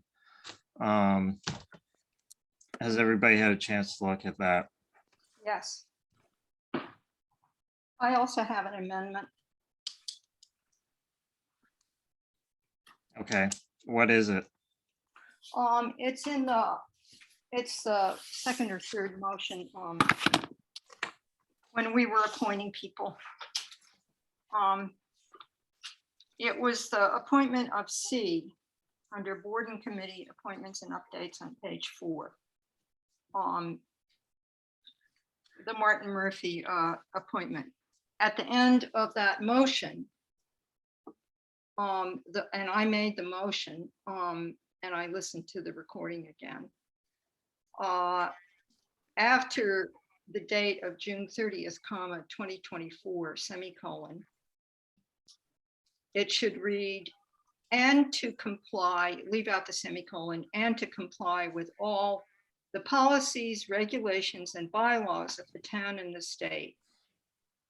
And, oh yes, to be sworn in by the town clerk, Jennifer Congle, I said, and to comply with all the policies, regulations, and bylaws of the town and the state. Thank you. That's what I actually said. It's a little different and it covers something a little more accurately than the other motions for those appointments. What page was this on? Page 4. There were 4 appointments, or 5. Oh, yeah, there it is. There it is. Yeah.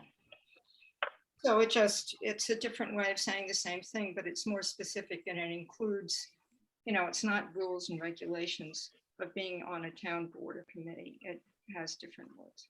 Thank you. Okay, can you read it again? And to comply with, To be sworn in by the town clerk, Jennifer Congle, and to comply with all the policies, regulations, and bylaws of the town and the state. That is exactly what I said. That was the exact motion.